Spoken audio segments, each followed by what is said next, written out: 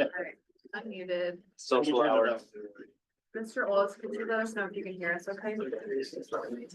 Yes, a little quiet, but I can hear you okay. Okay. Well, good afternoon, everyone. We're gonna call this meeting to order. Mayor, you get to sit over there by yourself. Right. Mr. Cruz will be joining us shortly. So. I'd like to go ahead with the introduction, first of the policy board, and then everyone else here. We'll start with you, Mayor Hopkins. Mayor Hopkins, Fairbanks, North Star Borough. Olivia Lunsford, fast planning. Jerry Cleaver, City of Fairbanks. Jackson Fox, the Fast Line. Scott Kress, Fairbanks North Star Borough Assembly. Larry Church, Mayor of the City of North Pole. And Mr. Olds. Yep, Jason Olds, DEC Air Quality. Other guests in the room, start Donna, let's start with you, please. Hi, Donna Gardner. Not mortgage chair. James Marks, HDR. Brett Nelson, DOT. Colin Spillman, Fairbanks First Star Borough. Don Galligan, Fairbanks First Star Borough. And also, everybody online, please. So, they're not automatically unmuted as a result of our Zoom bombing issue, but I can, read the list. I'll Actually, why don't you speak of this? Okay, sure. We've got Albeck, Emily. Potter.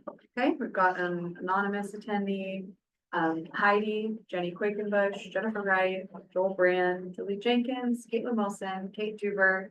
Oh, it looks like Catherine Keith has joined us, so I will promote you to panelist Catherine Keith. Kyle Pinchin, someone listed with a bunch of initials, Patrick Gilchrist, Stephen Hoke, Tanya Klukas, and Tom. Right, so Catherine Keith is now a panelist. Catherine, can you hear us okay? Yes, I can. Afternoon, everyone. Okay, thank you. All right, we're at number 3, approval of the March 19th, 2025 agenda that you see in front of you. It's a 2-page. As Jackson is reminding me. Yes. Never before. Figure a motion. Move to To approve the agenda from today, March 19th, 2025. second. Moved by Mayor Church, seconded by Mr. Krass. Anyone wishing to pull an item or add an item? Seeing none. Jackson, would you call the roll? Yes, Mayor Church. Yes. Kraft. Yes. Cleaver. Yes. Mayor Hopkins. Yes. Ms. Keith, Yes, Mr. Olds. Yes, Passes. Move on to number 3, approval of March 19th, 2025. No, I'm sorry. Number 4, approval of February 19th, 2025 meeting minutes. Move to approve the minutes from February 19th, 2025, as seen, pages 3 through 10. Second. Same 2 folks. Anyone wishing to make changes? Seeing none, call the roll, please. Yes, Mayor Church. Yes. Kraft. Yes. Mr. Cleaver. Yes. Mayor Hopkins. Yeah. Ms. Keith, yes, Mr. Olds. yes, 62. Number 5, the staff working group and charter report, Mr. Fox. Thank you, Mr. Cleaver. Beginning on page 11 is our staff report, highlighting the activities that were undertaken over the past month since the policy board last met.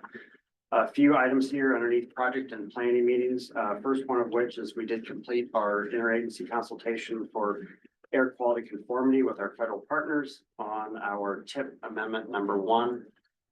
This was an opportunity to meet with our federal partners to go over all of the project changes, including the addition of new projects and additional funding for existing projects with TIP amendment number 1 to confirm that they all related to projects that are exempt, so we don't violate anything with our conformity freeze. We did get concurrence at that meeting from our federal partners that all of the changes appear to be for exempt projects, and so subsequently we released it for public comment. The public comment period began on March 3rd and will run through April 4th, 2024. Then on the bottom there, just want to make note that I've had 3 different meetings with Federal Highway Alaska Division Office staff on our metropolitan planning area boundary. The letters received at Fast Planning and AMATs on the Index of Authorities for National Highway System projects and current federal actions that are affecting federal obligations of certain types of transportation funding. Really, the one thing of note here on these items is that for our metropolitan planning area boundary, we still do not yet have guidance from federal highways on what happens in December of 2026 if we do not yet have an approved metropolitan planning area boundary. So they are still working on answering that question behind the scenes, and we hope to have something in writing in the future. On the next page, top of page 12 there. We did hold our final steering committee meeting for the high school access and circulation study for the joint campus of West Valley and Hutchinson High Schools. At that meeting, the consultant team presented the needs analysis, which outlined a variety of alternatives for improvements to the internal circulation roads and bicycle and pedestrian safety issues. That report is currently under review by the steering committee, and pending any comments will be posted to the DOT's website for public inspection and follow up with the 2 schools out there. There's a number of really good alternatives that were developed by the consultant team, and moving forward, we'll be looking for input from the school district as well as the principals at those 2 high schools as to which alternatives they'd like to move forward with. We'd like to see them kind of prioritize those, and for consideration of funding, we'll actually need those projects, their top priority projects nominated to us for funding, and we can assist them with those applications. But anyways, we hope to have an update on this for you all at future policy board meetings. Under correspondence communications, I did draft a comment letter on STIP amendment number 2, and that will be an action item for you here today under item 8B. And then underneath organization, we are wrapping up our annual audit with Alliance CPAs. No issues have come up during the audit, so I expect a clean audit. And the hope is that they'll present the findings of their audit next month, as well as a draft of our annual tax returns to authorize that to be filed with the IRS. I've also started an audit with DOT internal review to establish a new indirect cost rate. This typically follows our annual audit with our independent CPA, so that we utilize the numbers from our financial statements from that annual audit to feed into calculation of our new indirect cost rate. And then kind of on the administrative side, I did renew our system for award management account for grant funds. And I submitted renewal applications for all of our different insurances, directors and officers, general liability, employment practices, commercial auto, drone operation, and commercial property insurance. And then just today, we got the final signature on our check signers form for Mount McKinley Bank. So we should be square there now. And then also of note, Kim Solian, who's the director of the Matsu MPO, her nonprofit has been stood up, and we are completing the transition at the end of this month here to move her from our payroll over to her new nonprofit corporation. So that's been many years in progress, and really congratulate her and consultant Donna Gardino for all the work that they did to get her where she's at here today. So she'll be fully independent, hopefully here in April. And then under public outreach, just yesterday, we started distribution of bicycle helmets and safety vests as Fairbanks Native Association Head Start program. I think yesterday about 65 helmets were delivered, but in total we'll be delivering 200 bicycle helmets to them of various youth sizes, as well as 150 safety vests for distribution to their patrons. And then I provided a presentation to the Senate Transportation Committee a couple of weeks ago. All 3 MPOs provided presentations to that committee. And really what they were after was an introduction to each of our MPOs, who we are, what we do in the areas and local governments that we serve. And then they wanted details on the MPO and DOT coordination on development of our TIPs and STIPs, and specifically with STIP amendment number 1 and amendment number 2. Also made a guest appearance on the Problem Corner radio show. I believe Mayor Cruz was out of town, but Brett Roderman was subbing in for him as the host. And gave a really good overview of fast planning, who we are, what we do on the radio, and specifically discuss tip amendment number 1 and the new projects being added, the projects that for which additional funding is being added as another outreach effort to get the word out to the general public that this is available for public review. Anyways, it was an hour-long radio show. It was really good to see Brett and do that with him. And then the next page, page 13. We meaning all 3 MPOs are working right now with DOT planning staff on updating our memorandum of understanding for our for setting for performance measures and our target setting procedures.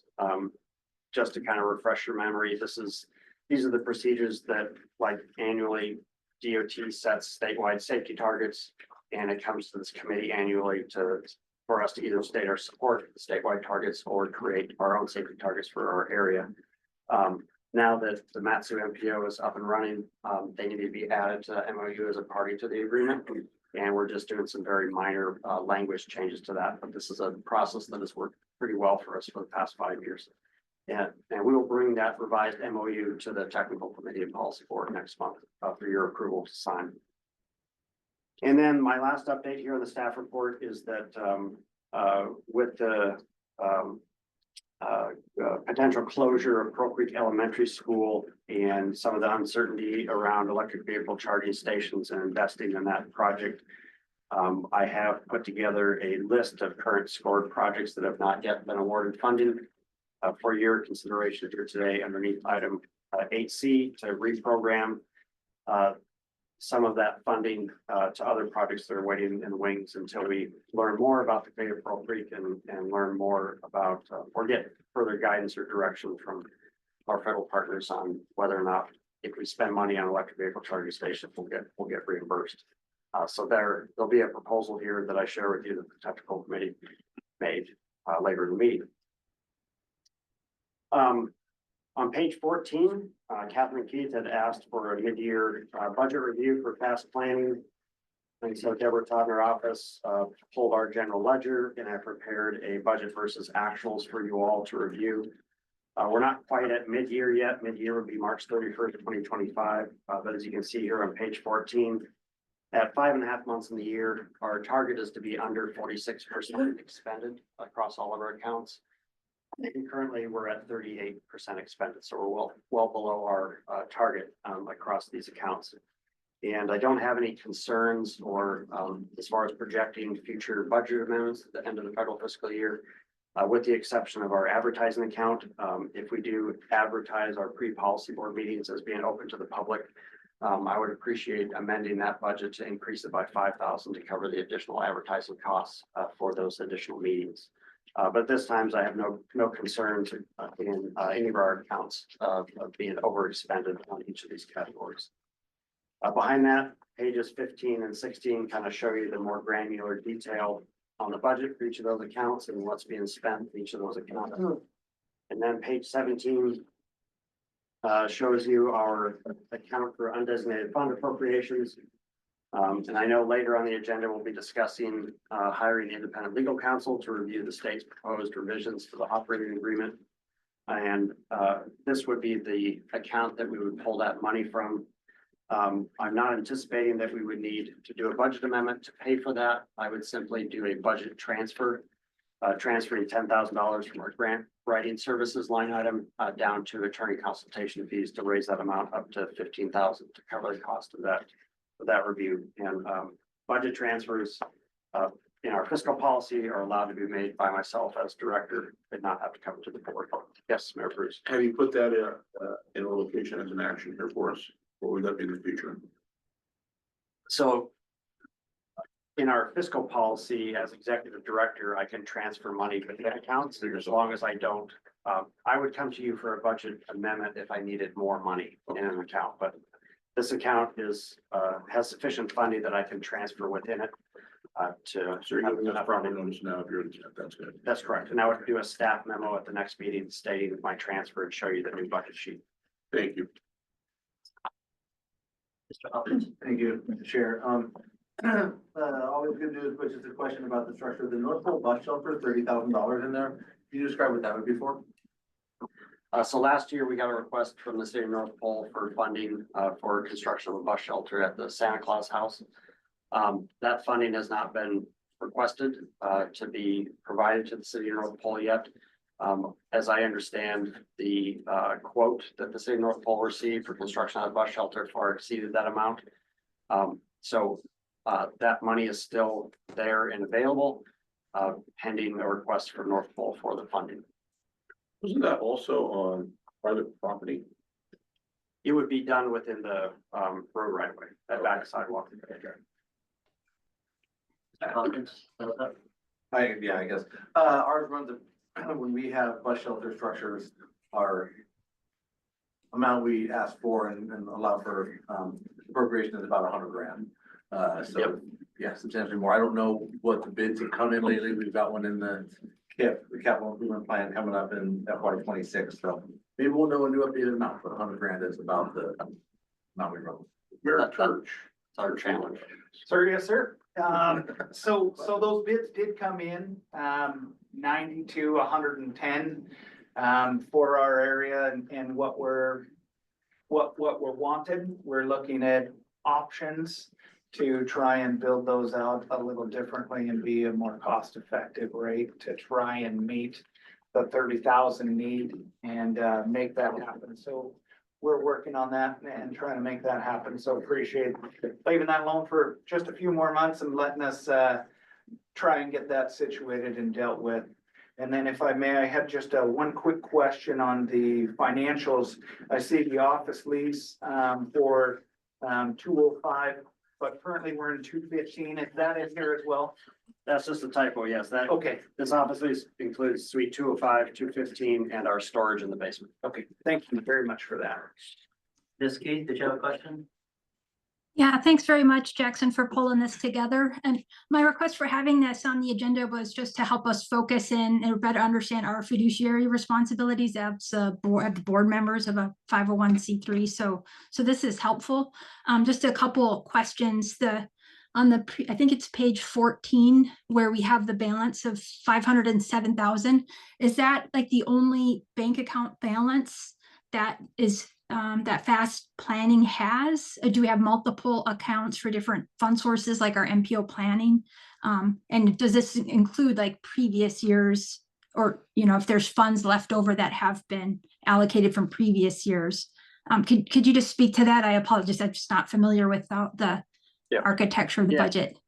As a 501c3, we have our own bank account at Mount McKinley. We have a singular account. One So- account. When I reference like our personnel account or office administrative account, these other accounts there, I'm referencing the accounts that we set up in QuickBooks so that we can track our costs separately per account, but we only have one bank account. Okay, and so the bank account balance would be about 500,000 right now is what you're Bank saying? account balance right now is just over $1 million. This is what's shown on page 14 is simply our budget for the year. But our bank account balance is about $1 million. Okay. And then do we have a different ledger for like those other funds that aren't currently budgeted for, or do those get budgeted for 26? No, we use our bank account for payroll and all of our costs. So as we spend money down each month, we submit an invoice to DOT for our MPO work. And so we spend the account down and then we get a reimbursement each month, and we spend it down and we get a reimbursement each month. So the account hovers between 900,000 and $1 million on any given day. Okay, thanks. And then my last question on the pages 15 to 16, where you have the accounts broken down by line items, that total, say it's 234,000. So what does that line up with on this page 14? That lines up with all of our accounts minus personnel. So is it a budget or is it actuals? It doesn't say, it's not labeled. Pages 15 and 16 is our budget. Is our total budget for the federal fiscal year. With the granular detail of what those numbers are from. Okay. Okay, well, maybe we can just work on this ahead of the next meeting. It'd be great to have this on the agenda again. So I'm not quite seeing how that lines up, but yeah, thank you. Just Keith, are you asking that be on the agenda next meeting? Um, Again? Yeah, Mr. Chair, however, if it's part of the regular staff report, it could work well, but this overview is super helpful.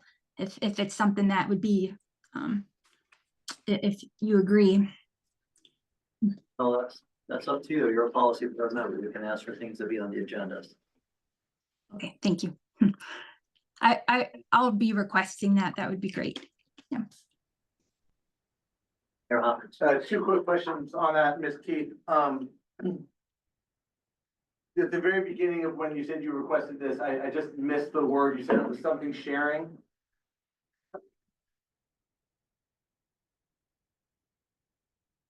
I'm really sorry. I couldn't fully hear the question. Sorry, that is ironic because I asked, but I couldn't hear you, so that's my mistake. I was looking away. Your opening statement about why you requested this had to do with some type of sharing. And I missed what the type of sharing it was that you'd said. Oh, no, just for our fiduciary responsibilities as we're board members on a nonprofit, we are all actually have a responsibility. So IRS filings, our 990 filings, those things, I just want to ensure that as board members, that we're doing what we need to do. And so that was the reason for the request, is I would have missed prior meetings where we've approved the operating budget. So mostly wanted to get up to speed. Thank you. And then on a follow-up, you said we would work on this between now and the next meeting. Was there something you were hoping to work on so I can make sure I'm up to speed for the next meeting? Yes, on pages 15 and 16, for example, I think a more clarifying labeled report would be helpful. If these are FFY25 budgeted items, perhaps having actuals, like in a typical ledger, accounting ledger, you'd see budget actuals and a variance. That would be helpful in 15 and 16, along with personnel services here, so that these numbers can then be tied back to the report that's provided on page 14. That was what I was hoping, but I can put those thoughts down and put that in an email so it's more clear. And perhaps you all, you've board members on many different things, if there's a format that you thought would be helpful. All right, thank you. I appreciate that. I was just wondering what we'd look for the next time. Thank you. Yeah. Any other policy board questions for Jackson? Seeing none, we're going to move on to item number 6, public comment period. And these would be for items that are non-action items. So we're going to go ahead and open it up. We'll open it up in the room here first, and then we'll go online. Anyone inside here wanting to go ahead? I'm not sure if it's an action item, but I had a question regarding Pearl Creek, the parking lot. Is that okay to ask about? Pearl Creek? Yeah. Kind of, sort of. Let's go ahead and take you now, okay? And that way you don't have to sit around. I appreciate you guys mentioning it too. I heard that in the beginning. We have been assured by the state that our charter will go through, so it's very likely that the pool will open.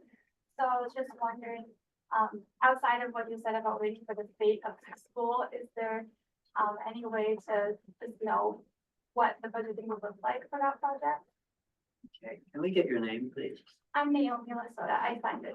You did, okay, you got it. Okay, thank you for that. Jackson, you wanna, we can give you up to date what we're doing here. Yeah.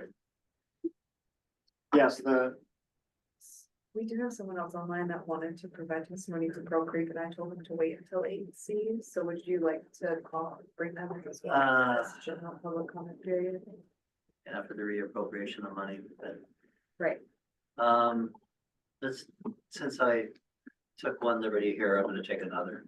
Okay, let me see who that was. So that was Emily. So Emily, you're unmuted. Do you want me to respond to the question first? Yeah, okay, yeah. Go ahead, Josh. Okay, so the update on Pearl Creek is that the project is still open and active. The DOT project manager, we've asked them to complete the design so that it is bid ready, should the school be reopened. So basically the plan set will be put on the shelf for a decision at some point in the future if the school was reopened. One of the challenges with the project is that the federal funding source is air quality mitigation funds. And one of the main purposes of the project was to separate the bus traffic from the parent student pickup and drop off. So if the school is reopened and it doesn't have bus service, it may not qualify for the funding source that we have available for it. So at this time, we're going to complete the design, we're going to shelve the project, and today the board is considering reprogramming the construction funding, because it's $4.5 million this summer, to other projects while we wait for that outcome. And it's possible in the future if the school may be reopened and still have bus service and it's still an eligible project, and at that time we'll look to restore funding.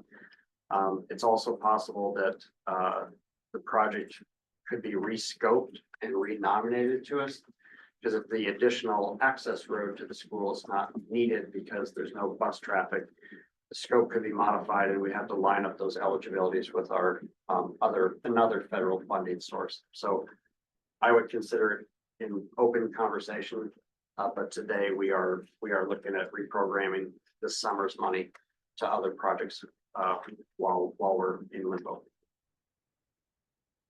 Thank you, James. Who online was it? There was someone named Emily who wanted to speak. in Emily. regards to- Emily, if you can hear us, did you want to speak on this same topic too? Yes, I did. Just wanting to speak similar to what Naomi's saying. The plan is that the school is going to move forward. At this point, we are set up that there will be a busing service. It might not be to the same level that it currently has, but the outline for the charter is that we will have a form of busing. I think our biggest concern is making sure that this doesn't just get dropped or removed, since there is still the plan that students will be returning hopefully as soon as this next school year. We're in about a 60-day time frame before we know the answer to that, if it will be immediately or if there will have to be a slight time difference for that school opening. So I think those of us who are calling in from Pearl Creek, it's mainly just kind of providing that information that a school will be moving forward, and that we hope that the money allocation or the plans can stay at least in the eyes of you guys, so that that the parking lot can be fixed, because it's pretty brutal as a parent that picks up. Were you able to hear Mr. Fox respond to the first? Yes, I did. Yep, I totally understand. Sounds good. Thank you. Anyone in the room on public hearing? Is there anyone online? Yes, I should go ahead with this call. Okay, Patrice Lee. Hi, Hi, Patrice, go ahead. hi, good afternoon. I appreciate the ability to visit with you this afternoon. I have some general comments. One, I want to thank the FAST Planning and the Planning Policy Board for standing up for the vision of FAST and for holding steady for what matters most in our community. You know, as a person who's active in air quality issues, I feel like the projects that are happening in our community on Cal Street and Airport Cushman area are ones that we really, really need. And so, you know, we stand in support of that, even though there may be slight increases in air pollution due to construction or what have you. I do want to say that it's important that historically, fast planning has had to have legal counsel when things got pretty tricky in relationship state situation versus our local situation. So I'm happy that in the past that legal counsel has been really helpful in determining the outcome of our ability to continue to plan locally. And lastly, I'd like to say that, you know, we've been out of compliance with air quality. It's taken us 16 years. We've gotten halfway to the goal we need to meet attainment in the serious implementation plan. But I'm telling you, if PM 2.5, PM 10, PM 1 were bright fluorescent pink and you could see it, everyone would be screaming for help. And there's new research and expanded research on the role of air pollution, inflammation, and the development of dementia and other challenges to brain function. And I encourage you all to Google that, read it, and look at it. It's more consequential than what we think, and it's hard to remember it when we can't see what's harming us. So the health effects are hardly ever mentioned in terms of national news, state news. It always goes straight to the financial situation, but never figured in the actual cost of things is the cost of dealing with the health effects that people have to take care of, and the burden that presents to the community on so many levels. So the conformity freeze was the penalty for not getting to the goal. And we've had a lot of ways to get to the goal. I'm not going into those right now, but it seems to me at times that that penalty, the goal is to skirt around it, get rid of it, not deal with it, pretend it doesn't exist, or whatever you can do. And not this board, but I'm talking about at all levels, okay? I think the board has been very responsive. So this isn't directed towards you, the policy planning. But I want to see the health effects put out there more often. And I want a recognition that this conformity freeze is supposed to be compelled to work to clean up our air. So thank you very much, and carry on with the work. I appreciate you. Thank you. There's nobody else in the queue. No one's raised their hand, which Okay, we're gonna close public comments. Move on to items. Transportation Improvement Program, the TIP amendment number 1. Jackson, yes, there's no. Yeah, brief update here. Beginning on page 11, and I mentioned this in my staff report, but our TIP amendment number 1 has been released for its 30-day public comment period, which runs from April 3rd to, March 3rd to April 4th. Behind this on page 20 is the summary of changes for that TIP amendment. Just as a reminder, which projects we are adding, removing, and which projects are receiving significant additional funding. So this is the subject of the amendment. On pages 21 and 22, this just shows you the public comments that we received during the first week of the open public comment period. There are 21 comments there. This list will grow by the end of the public comment period. But there definitely is a theme with the comments. 15, I believe, of the 21 comments relate to the PD Nordale roundabout project. And then, I'm sorry, I think it's more than 15. There's 15 comments that oppose the roundabout project, and then there's 3 comments that support the roundabout project. However, I don't think the discussion is simple as opposing or supporting the project. Most comments do kind of acknowledge that there's some safety issues at that intersection, but the folks that oppose the roundabout think that there might be a better treatment than that option there. That's just kind of my summary of what you see here. You can read those detailed comments as we speak.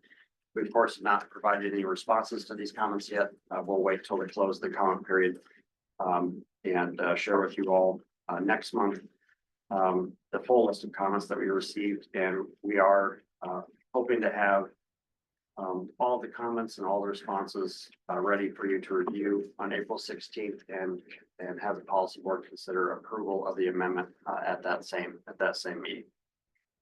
And that concludes my update for amendment number 1. Thank you. Policy board members, any questions or comments? Encourage. Thank you. Just a quick question. At our last policy board meeting, it was asked of DOT to supply us, the policy board, with some statistics based on the Badger Road improvements and what they saw at those problem intersections that they weren't addressing. I did never receive that and have not received that, so I would like to ask and request that again, be sent out. So whoever is online who can assist with that and make that happen, I would love to see those before we get to having to make a decision on this, at a future meeting. And maybe other problem areas we might address at the same time, not just Nordell, that was also brought up at a previous meeting. Thank you. You're looking for all of Badger Road? Just that corridor, really from Bradway up around the corner to maybe Lackloy Hill. So that we're able to accurately, and maybe all the way to Holmes, since that is on our future project list, to accurately have information that we can use to base our decisions on moving forward. Thank you. Any other comments? Seeing none, we'll move on. This will be under old business 7B, hiring independent legal counsel to review state's proposed revisions for governmental operating agreement. This is an action item. Normally our procedure is to go to public comment first. We'll do that. And I see Donna over there. Donna, want to maybe stand up or something? Sure. That way is Mike. Good seeing you again, Donna. How you doing? Thank you. Very well. Nice to see you all. I do have comment on this particular item and others, but I am concerned about the state's interpretation that the MPOs have a new authority regarding the ability to approve or disapprove the project. The tip. This is an authority, the policy board, that policy boards across the nation have had for over 60 years. Any different interpretation flies in the face of federal law. Any change to that is a vast departure from precedent-setting history. I encourage the policy board to get a written legal opinion from counsel who are familiar with MPOs and how they operate. I really encourage you to move forward with hiring legal counsel just so that we can protect not just the MPOs in the state, but MPOs and their charter throughout the nation. Thank you. Thank you, Donna. Anyone else in the room? Anyone online? Again, a reminder, please raise your hand so I can know you. We do some reaction, a heart, a party hat, anything works. Okay, we're not seeing anyone. Close public comment. Jack, your own report. Sure. As I've stated in previous board meetings, I do have a letter of engagement from Fred Wagner. He's with Venable on the East Coast. He is the attorney that works for the National Association of MPOs and has also worked for many MPOs across the country. I consider him an expert in the MPO world. And he has given me a price. His billing rate's pretty high. It's just over $700 per hour for his work. I did spend about an hour with him to describe the operating agreement edits, and based on his assessment of what we're looking at here and the number of hours that it would take him to provide you all a written legal opinion, he thought the cost might come in at around $15,000 or so to complete that work.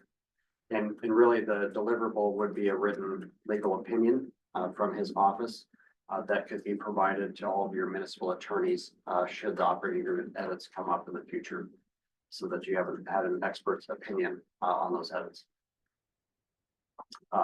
The last thing I'll state is that This is also an action item for the Anchorage MPO's policy board tomorrow at their meeting. And they also will consider hiring independent counsel. And they believe that Fred Wagner is the attorney that they would go with as well. So for the economies of scale, at least at the staff level of the municipality of Anchorage, they would consider splitting the bill with us if Anchorage wanted a written legal opinion as well. But that's contingent upon policy board action tomorrow at their meeting. Any questions for Mr. Fox? Mayor Church? The 15,000 as an estimate, did that include the Anchorage MPO at that? No, just for us. Okay. Mayor Cruz? Yeah, I'd like to thank Ms. Gardino for what she said. And as I've always found that, you pay an attorney to represent you on your side. So we might get from the state, might not be our side. So it's a good checks and balance. It's a good checks and balance. Is this the, point over here, questions for Jackson? This was, yes. Okay, go ahead, Mayor Hopkins. Because it wouldn't, the 15,000 did not include Anchorage, as answer Mayor Church's question. Would you expect the price to go up if it's including AMAS and fast planning and potentially MVP if they have an operating agreement changes and proposes as we saw from the state? Do you expect that to go up? Do you know? I would expect the price to go up slightly. Okay. We would be dealing with the same edits, but their operating agreements language is a little bit different than ours. So I think it would require there'll be additional hours for that attorney to look at two different agreements, even though it's potentially the same edits. So it could go up to 20,000 or 25,000 is what that would be what I predict. Other questions for Jackson? Seeing none, is there a motion? Mr. Chair, I had my hand raised. Sorry, I didn't see you. Go ahead, Ms. Keith. No, that's okay. Yeah, just a couple questions. Jackson, is there time within the what was budgeted for the 15,000, just to include some of those consultations? Our lawyer through the Attorney General's office certainly does have some restrictions. It's preferred, of course, if he can work directly with the lawyer that's put on retainer for this. So that's one question about the amount of time that's allotted for that to happen.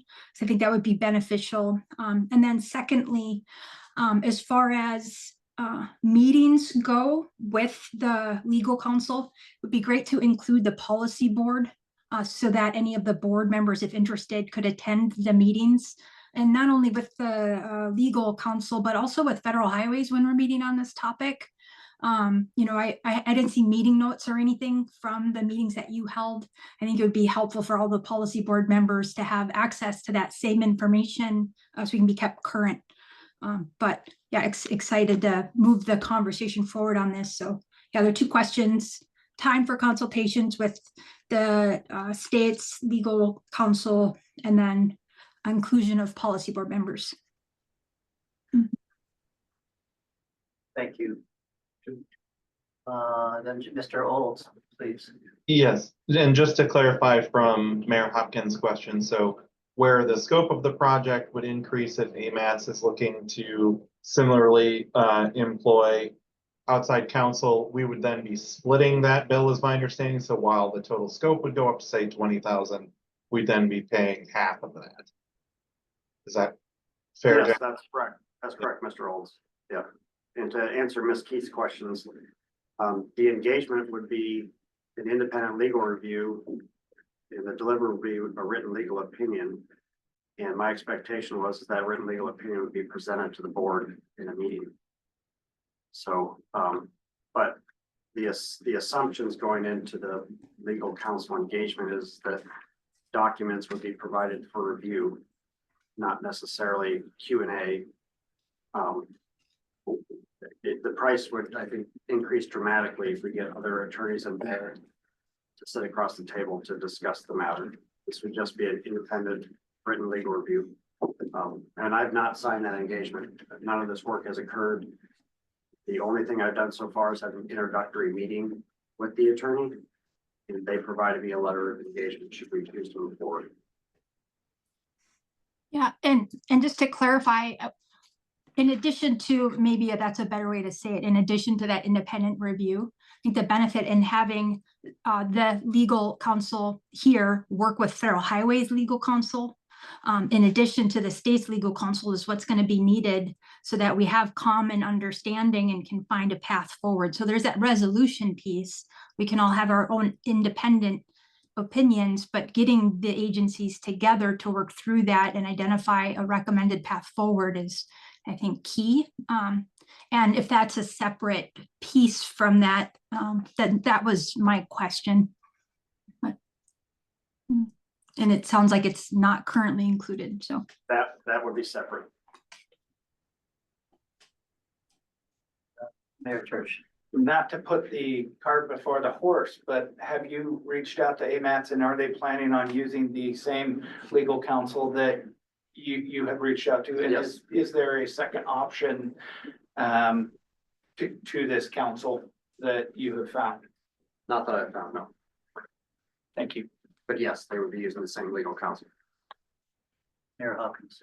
Thank you. So, between Ms. Keith and Mr. Fox, was it that we could decide today to partner with AMATS on the cost of that outside counsel, and then that would be one motion.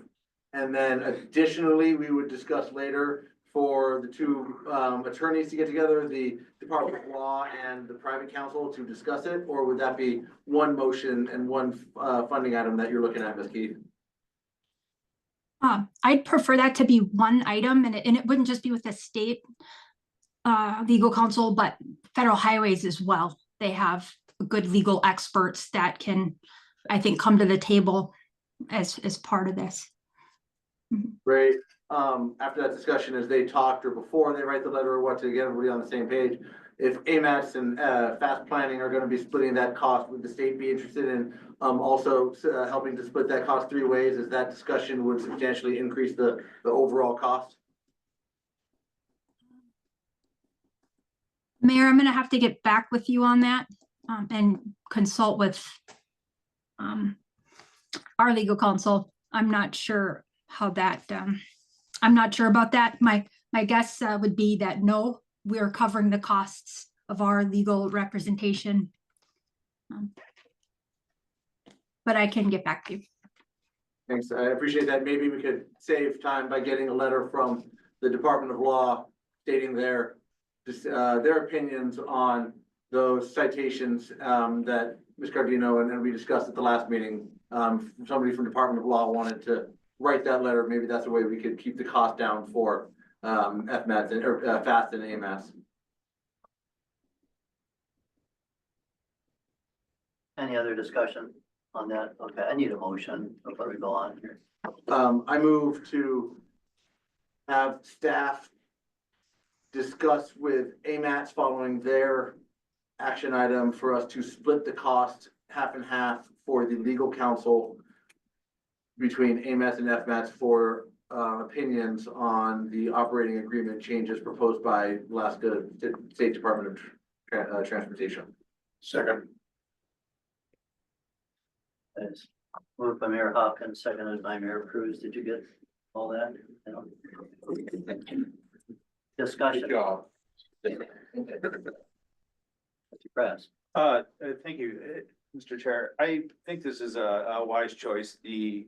Just the changes in our boundary alone would make up the cost several times over while we're waiting for that boundary expansion to be approved by the governor. So getting us some additional clarity on this, I think, is a key piece of us all moving forward. And as I stated at that last meeting, I don't view this as adversarial. This will be a legal opinion for DOT as they're members of the policy board as well. I think this will enable us all to move forward with our eyes wide open. Of support.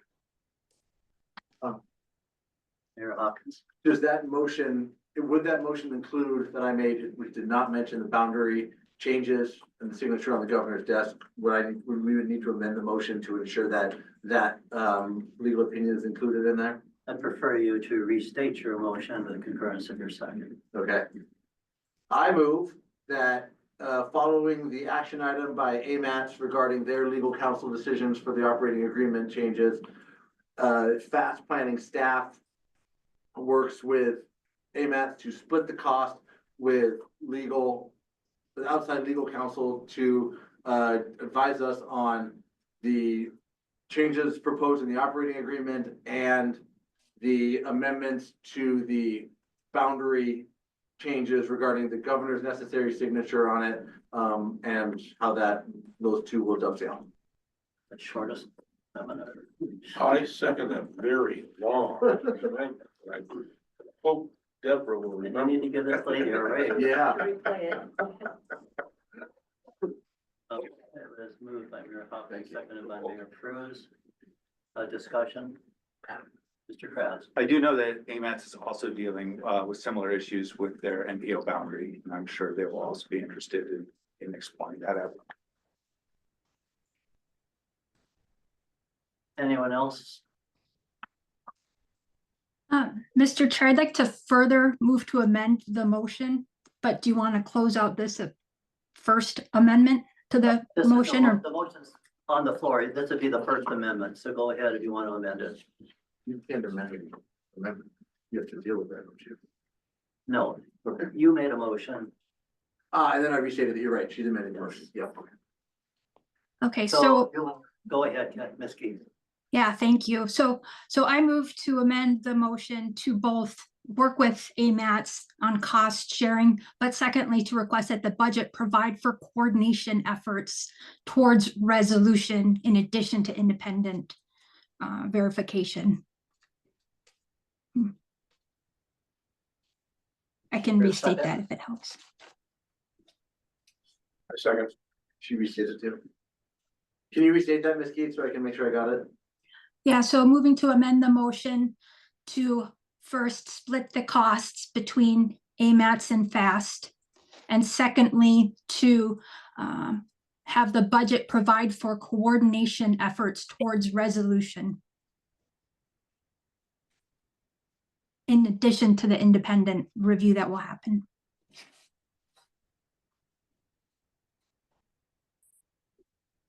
Are you seconding that, Mr. Cruz? Yes.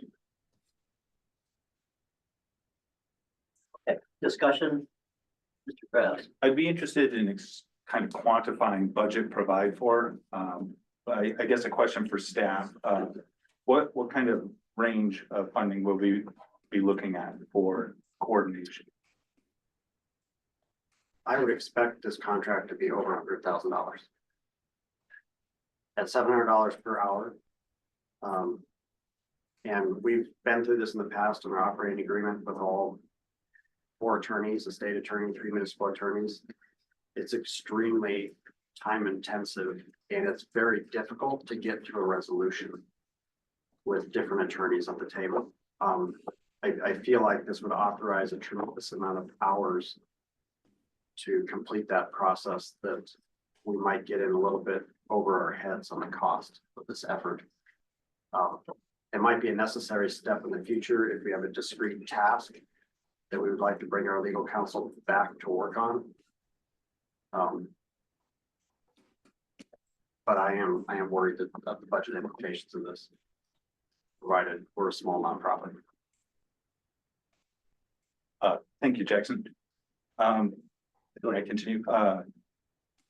I guess having just heard about fiduciary responsibility, that does raise some concerns with leaving an open-ended budget item that could balloon over $100,000. So I will not be in support of this amendment. Other discussion? I believe it's possible to cap the request, even if it includes funding, perhaps the original amount of $15,000, which is then shared with AMATS, but that the FAST portion is still the $15,000. We don't have to allow that to be an open ticket to the legal team, but that would certainly allow for time for this independent review to be completed, along with perhaps 2 additional follow-up meetings with the legal representatives so that they can come back and provide a comprehensive report. I do believe that that coordination is critical to allow us all to move forward together with an agreement. But that I feel is separate than $100,000 longer effort, which is perhaps a facilitated effort. This is more precise, looking at the independent review, a couple coordination meetings, and then reporting back to the policy board. I believe that can be done at a capped dollar amount. Are you wanting to change your amendment to say 15,000? Is that what I heard? Yes, Mr. Chair, you can say that. I'm moving to amend the motion that the FAST policy boards share the costs of legal counsel, and that the scope includes independent review and finite amount of coordination with other legal counsel, DOT and federal highways, not to exceed $15,000. Okay. Mayor Cruz, I think you seconded. Do you concur with that? I concur with the Limitation. Okay, so that's the amendment that's on the floor now. Okay, discussion. Mayor Hopkins. Thank you. For conflict or for resolution of this, I don't think we should put it in this specific budget item and motion, because that might be resolved by a letter that we received from the outside counsel. They might say the letter that the Department of Transportation wrote that we received back in January or February is accurate, and we should move forward with it. I think, or we don't need to pay $700 per hour for a mediator from outside. We could certainly find somebody to come in here. So I would also be against this motion, because I think those need to be 2 separate items. Additionally, we still have not heard from the Department of Law regarding their opinion on the policy changes that we can see from that could be in juxtaposition with the outside counsel. So I think we should receive those 2 letters, and then if we want them to work together to figure out those differences, that would be another action item once we receive the information from outside counsel. So I don't support this motion either. I think that this is a follow-up motion after we receive the opinion from outside counsel. Other discussion? All right, I'll give you my 2 cents. I'm not in favor of either of them, actually. I'm not in favor of spending the money on duplicating an effort that AMATH is going to be doing already. They want to spend their nickel on it, or up, that's fine. I don't think we should be doing that. We should wait and see what they do. And then maybe at a future meeting, make some kind of an action. But I don't see that this would solve anything. Personally. Anyway, that's my 2 cents. Mayor Church. If I may, based on your comment, I agree to be financially and fiscally responsible, super important. I also think having the right person in the right place doing the right job is certainly worth their money in gold, and does pay off in the long run. If Anchorage was to go ahead and move forward with their legal counsel, and we were to table this until our next meeting and review it at that time, do you think that that would give them, in your opinion, I'm so new to this, in your opinion, would that give them enough time to sort of look at what we might actually be involved in and those changes based on that 3-week time period? You're asking me? Anybody, I'm asking. I think it's prudent to wait and see what they do. Yeah, I mean, if they want to spend the money on that, then not kind of a tightwad. Why would we spend our money? You're a tight one. And the bottom line is, in the end, no matter what a position they render, is it going to be accepted or not? And if it's not accepted, we're back to square one anyway, and we spent a lot of money getting there. Mayor Cruz. You know, I've known Jerry for a number of years, and he's always been fiscally prudent. And what he's proposing gives us no exposure to funding. Well, lets us see what an answer is. And from there, we can make a decision too. So I'll be voting against both of these, both the amendment and the motion. Because I think that let Anchorage spend the money and then have us review the answer. It's a question for Ms. Keith. At a previous meeting, the Department of Transportation had stated that they were going to be providing amendments to the operating agreements for AMATs and MVP as well. Have those been passed along to either of those MPOs, or is there a plan to continue to move forward with those operating agreement changes? And what's the timeline for that with MVP and AMATs? Yeah, thank you. There hasn't been anything further provided to MVP as the format of their operating agreement was more current. That being said, with AMATs, I'm gonna need to get back to you. I believe it has been sent, but let me circle back and confirm that it has. Mhm. Thank you. I'm perfectly happy tabling it. If we wanted to table instead of vote them down, we could do that. We can vote them down and bring it back up at the next one. I'll move the table. I'll second, yeah. Move the table till May meeting. I'll second that. So what? The May meeting. The main, okay, I didn't really think, I'm sorry. There's a second, it was made by Mr. Cruz and seconded. Or I'd say move postpone to the May. Postpone. Discussion on that? Mr. Krass. I guess, I understand like the idea of hoping somebody else will get this work done, but I don't think anybody's identified that we don't need it done. And so it seems to me that, for us to fulfill our responsibilities and we should move forward with getting this work done. The AMATs being in a similar issue is a happy coincidence. It could save us some money. I don't think we should use it to leverage them to hopefully complete the work that we need done. It still wouldn't refer specifically to our operating agreement. We would then be losing out on the ability to cooperate with them. And so if we move forward with this at our May meeting, regardless of what they've done, it will likely cost us more. So the idea that this is a cost savings measure to wait and then crib their homework, we still have to do our homework. So I am against tabling this. I think we should move it forward now. Anybody else?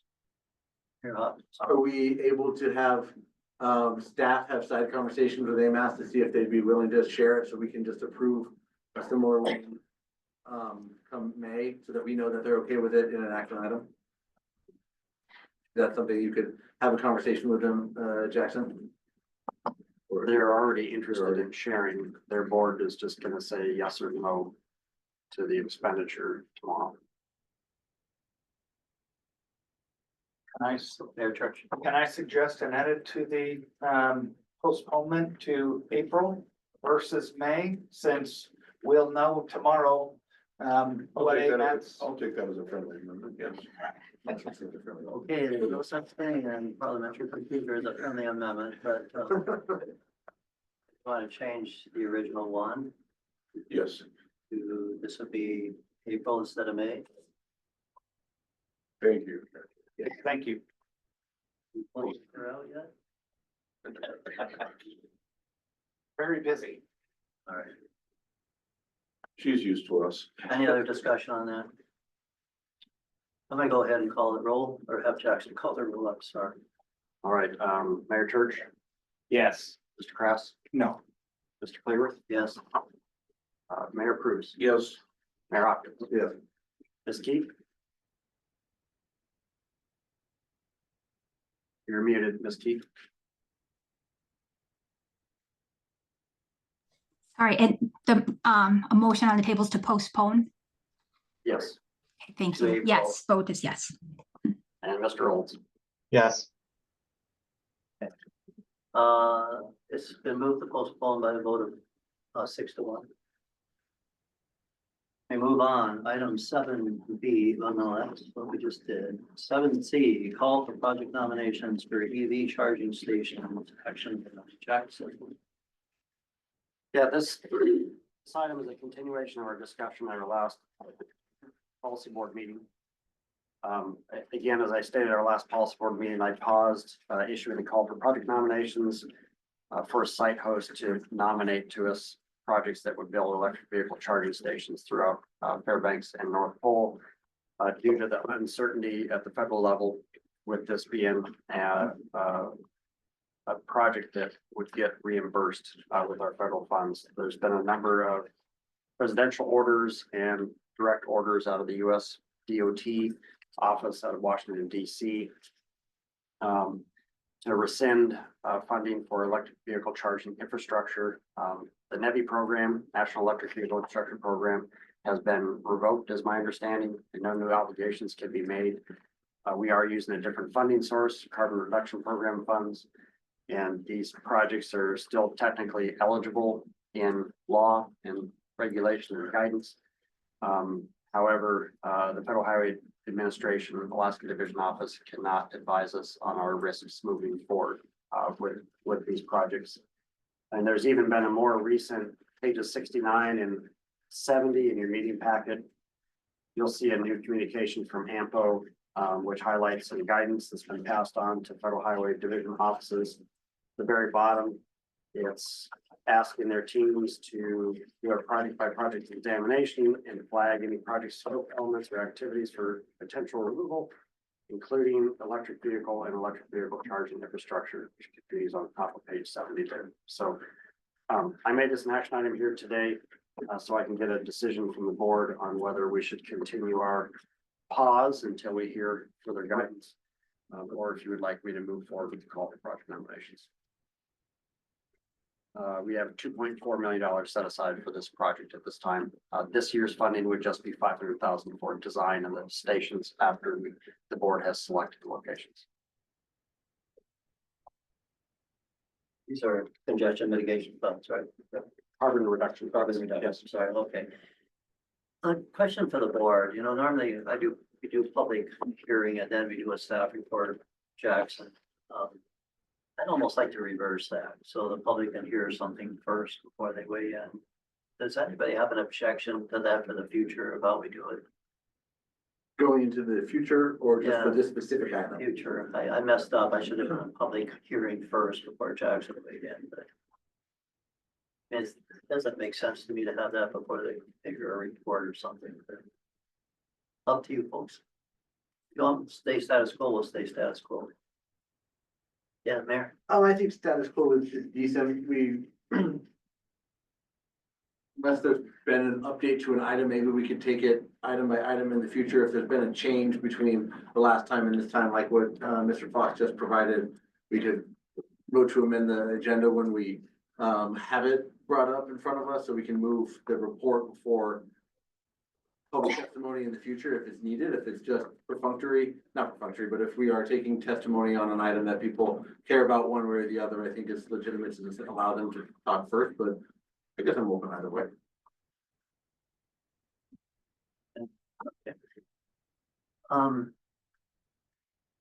I'll go ahead and do that in the future, but if anyone has an objection, we'll go back to the old way. It really isn't that big a deal. So I'm gonna open up public comments. Anyone wishing to testify on this item in the room here? Anyone online? See anybody? Not seeing the answers. Okay, public testimony is closed. I need a motion.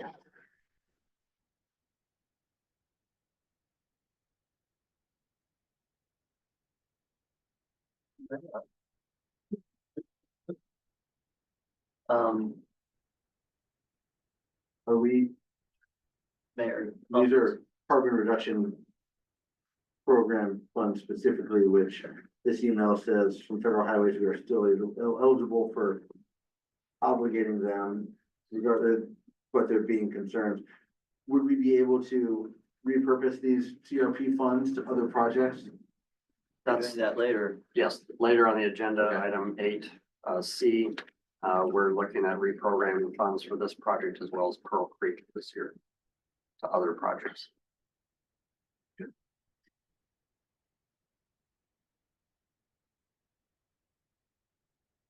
Yes, how you, Did how that you catch want you by to set a surprise? motion up to the one that do this, how do you want the motion set up?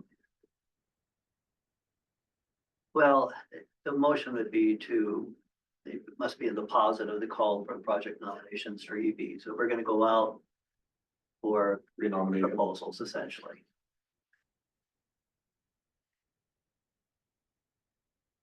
Any good wordsmith But here? if you don't do it, then we're just not going to go forward with it. Yeah, I want to do it, but, you think you're, But later on, we're going to be looking at reallocating those funds. move to reallocate the funds, So we're doing that later. what's that? We're doing that later on. Okay, What action item is that? 8C. 8C, yeah. so this is a call for project nominations. We're gonna be combining the funds here with the Pearl Creek funds and reallocate them. Yeah. That's what's being proposed. This is an action. Yeah, that's coming up. Jackson, how do you propose we write this, amendment or motion? I would, pause the call for project nominations for electric vehicle charging stations. Pending further guidance or direction from the Federal Highway Administration. And, reprogram this year's funding to other projects until further notice. So moved. Second. Thank you, Jackson. Okay. By moved by Mayor Cruz and seconded by Mayor Hopkins. Discussion, Mr. Kratz. I think I do have a question for Jackson here. So the sticking point here is the word EV. Is that what's going on? Because the funding, we're not, if we repurpose it, that means we accept that the funding is there and we can spend it on something, but the issue is it better not say EV. Is that what we're looking at? Yes. They're flagging projects that have certain words in them. Electric vehicle infrastructure has been targeted in multiple orders. Flagged. So I'm an obligation, Federal Highways may obligate the money for us, we may spend the money, but we may not receive a federal reimbursement. I feel like that there's risk here, and the primary risk falls on the state with this.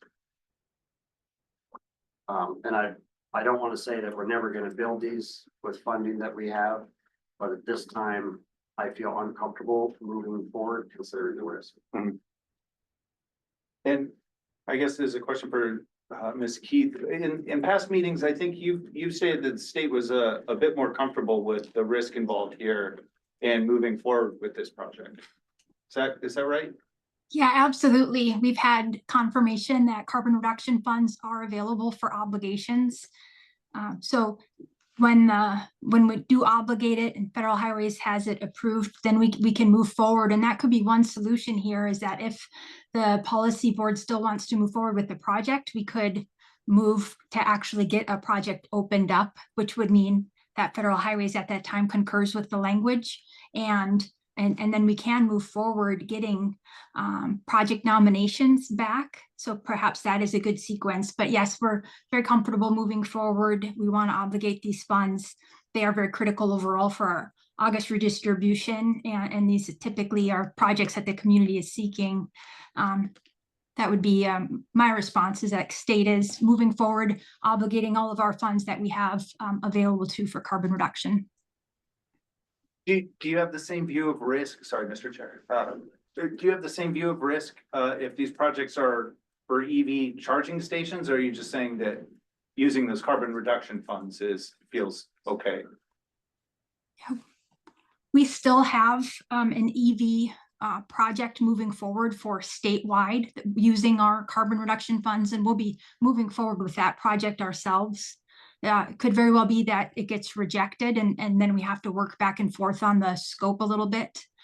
But we are moving forward and would like to have those projects be successful. Thank you. Mayor Church. Just to clarify, so you can't, with outright certain say that it will be covered by the state through the federal program, is that correct? If we are approved with a federal aid agreement, then they're saying that the federal government will reimburse us for the costs. So we would recommend for any of the projects with carbon reduction that we move forward, get an agreement in place. And, we just have continual check-ins with federal highways as we are on this topic. But not sure that answers your question, as things are changing very regularly on us, as we all know. But at this time, we are moving forward with carbon reduction, including EV-related projects. And the state's comfortable with that risk once we have an agreement in place that we can move forward expending those funds. Understood. That answers my question. Thank you. Any other discussion? Mayor Hopkins. Thank you, Ms. Keith. This question is also for you. In regarding if we move forward with this motion and we start building these EV charging stations following these requests for proposals, is it the state general fund that would be required to cover those costs if the federal government backs out of funding EV charging stations? Thankfully, when we are obligating these funds, it is incremental in the sense that we'll go forward first to open up a project. I'd recommend that we do that prior to going out for public nominations. When that gets approved, yes, we'd have great confidence. All of our projects that are spent out of the treasury and we get reimbursed by the federal government for any expenditures. So that's the normal process, but the risk, it's not that we'll be expending millions and millions first without knowing or having confidence of getting reimbursed. We'll have that agreement in place first prior to those expenditures. So just to summarize, our action here obligates the state to start looking at those nominations and building EV, starting down the road of getting us to building EV charging stations here locally. And that comes out of the state general fund. And then that's a reimbursement process. So our action here puts the state on the hook for that risk. If we have a federal agreement in place and the funds, that agreement is then terminated, we would work with a federal agency on that. It's an unlikely event, but there are times when if there's something that the department did with Buy America compliance, for example, and a project is then at risk of not getting federally reimbursed, then we do need to go to the legislature and we have that approved. We have to go back and get approval for funding at that time. But I don't want to say that the initial expenditures come out of general fund. The state's budgetary process is a little bit more nuanced than that. But essentially, if we move forward with any of the projects that we have in the FAST area, it's still the state of Alaska that is in charge of those projects, the oversight and stewardship of them. So the state is at risk. The state's moving forward with similar projects. We're comfortable with that, but we just will continue to do so in a staged approach where we open up design phases first, planning phases even, and then as we move forward with greater confidence and we go into construction, there shouldn't be any question as to whether or not we're going to get reimbursed once we have those agreements in place. Other discussion? Okay, I'll put in my 2 cents. I support the original motion. That's it. You don't want it read back to you. Your brevity is appreciated.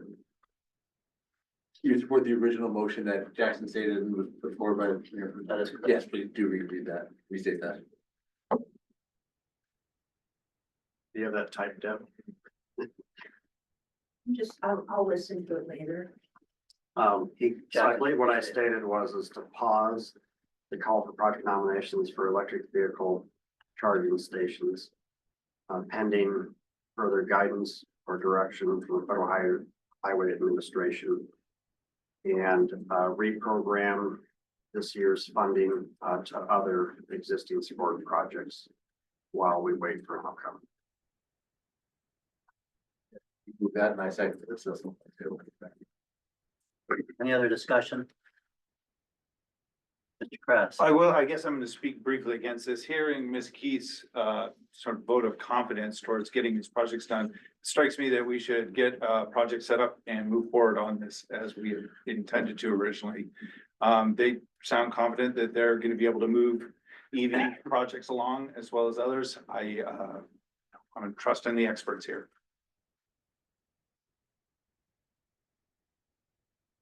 Any other discussion? Yeah. Mayor Hopkins. I think I'm with Mr. Kress on this. If the state is gonna be moving forward, I think it's there, we should move forward with partnering with the state's EV plan as well, although the risk and opportunity to repurpose these funds to local projects certainly is tantalizing. Anyone else? Please call the roll, Mr. Fox.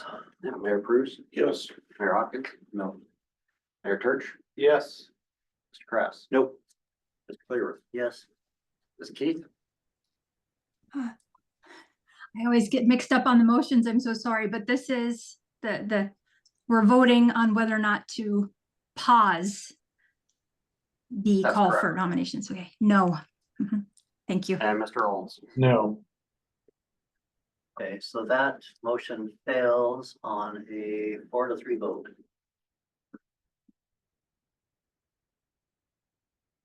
Kress. I move that we issue a call for project nominations.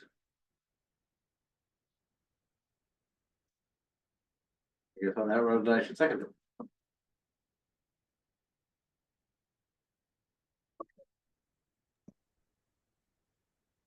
Been moved by Mr. Kress, seconded by Mayor Hopkins. Any discussion?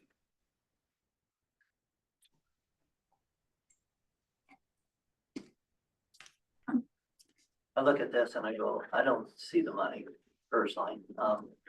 We're gonna put these people through the work of coming up with these RFPs, which is a lot of work. And to see the rug pulled out, anyway. Okay, I'll call the roll.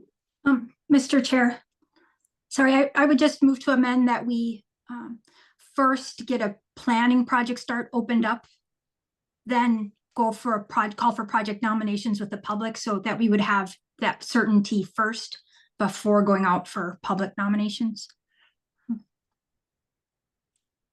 So, sorry, I move to amend the motion to first open up a project with Federal Highways, then you'll call for projects. Okay, we have a motion. Does somebody wish to second that? Second. Seconded by Mr. Krass. Discussion on the amendment. Can somebody tell me what that means, opening up a project with Federal Highway?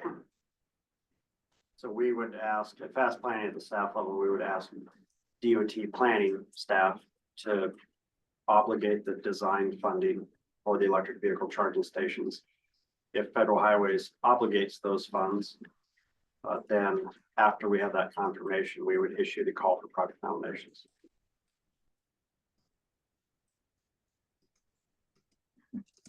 Any other questions, discussion? Okay, are we clear? We're voting on the amendment right now. Mr. Fox. Yes, Mayor Hopkins, Yes.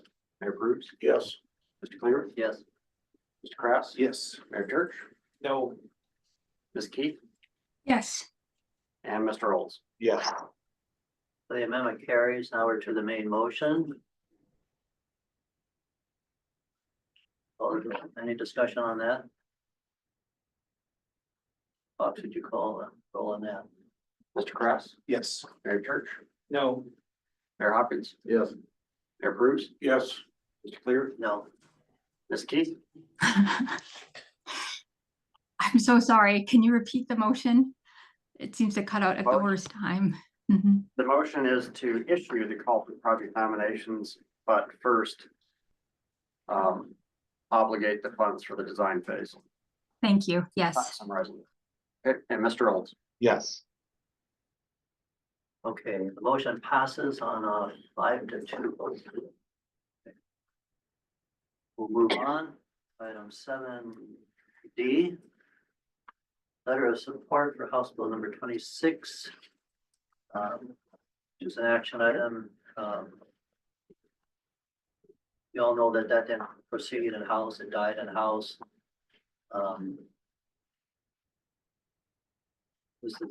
We'll go ahead and take public comment, the old fashioned way. Public comment first. Anyone wishing to testify on this item?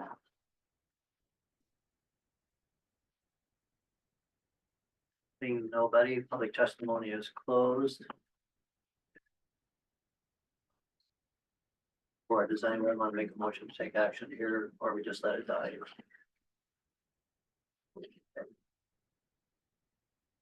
Seeing no one, this dies for lack of a motion. We move on to new business, item 8A.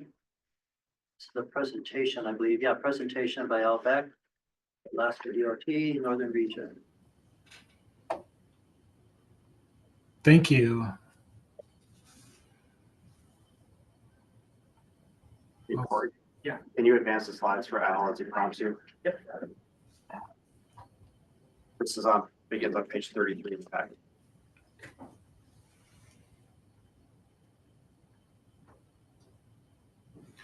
Yeah, thank you very much.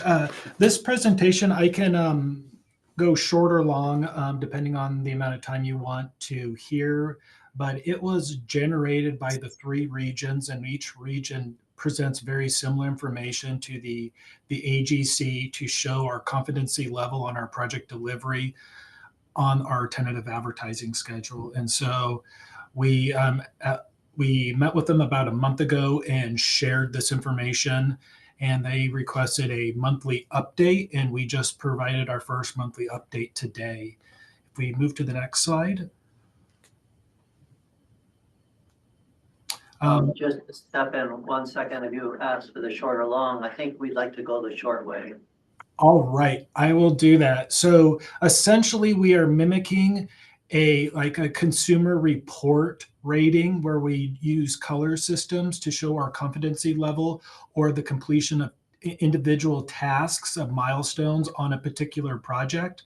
And we also are noting changes when we make a change in a period of time. So when we report out to the next time to the AGC and the public, we can document those changes. And so we can notify what has occurred. And so here you see a color-coded gradient. Green is good. Green is we have high competency. We are on track. Yellow is where I have identified an issue. It doesn't necessarily mean it's bad. It just means there's something within the critical path that needs action. And red is a straight up concern. And so you see several items that are red. When we don't have an action complete, we are kind of putting that as red. So if we haven't completed a review of our plan sets. And then here's one at Pearl Creek where we're waiting to receive action from the policy board to take our next steps, whether to keep it on our tentative advertising schedule or in this case, potentially remove it. If you could advance to the next slide. So then we break it out by individual month. And here, these projects are either advertising as of yesterday or tomorrow. And then if we move to April, I'll just highlight projects within the MPO. I don't remember if the Eielson Farm Road is in the MPO. I don't know that one for certain, but it is some grant monies that the state is helping with some surface preservation. It's state dollars, and our M&O staff are getting that project out for bidding here soon. The Chena Pump Chena Ridge project, we have pretty good confidence that we'll be able to bid that project in April. We had to move it from March to April, so for the completion of the plan set so we can advertise it. Next slide, please.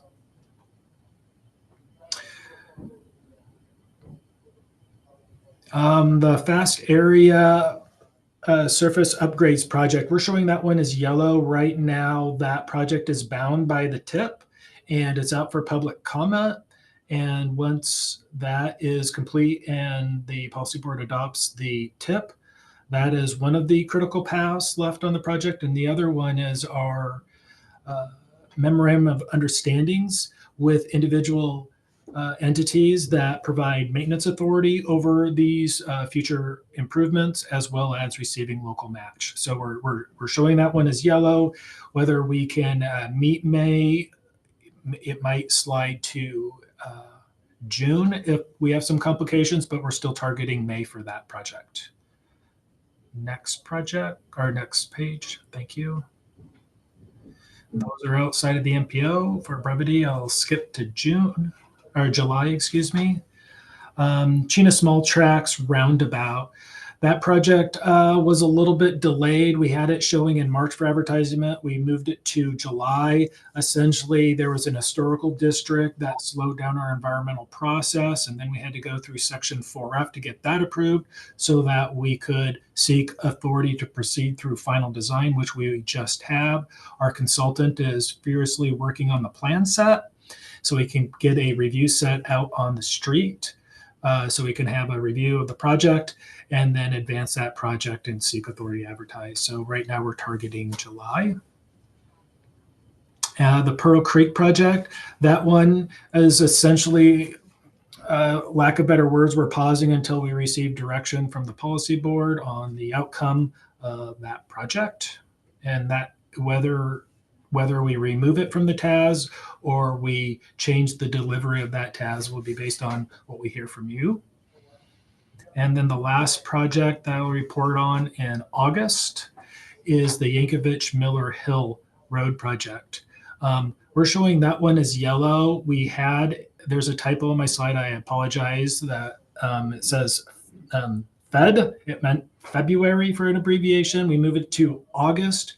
Right now, the complications on this project, we have a couple properties we went to condemnation on, and it's at the courts right now, and we're waiting for their final rulings for all the properties that we've gone to condemnation on. Once we have the court's decision, we can advance the project, and we're ready to advance the project, but they have upwards of 6 months when it was submitted, approximately a month ago. And so August is sort of kind of the deadline, but if the courts do advance that decision earlier, we can attempt to advertise the project sooner. And thank you very much for your time. If there's any questions. Thank you. Yeah, do we have questions from the board? Mr. Hall, Mayor. Thank you very much. Sorry I missed the very beginning of this. But looking at these, what I assume the delivery confidence is for putting them out for bid. If contractors are receiving advertising notices in May for these, for 12 of the 21 items for the March to August, what's the likelihood that any of those would get dirt turning and boots on the ground this summer?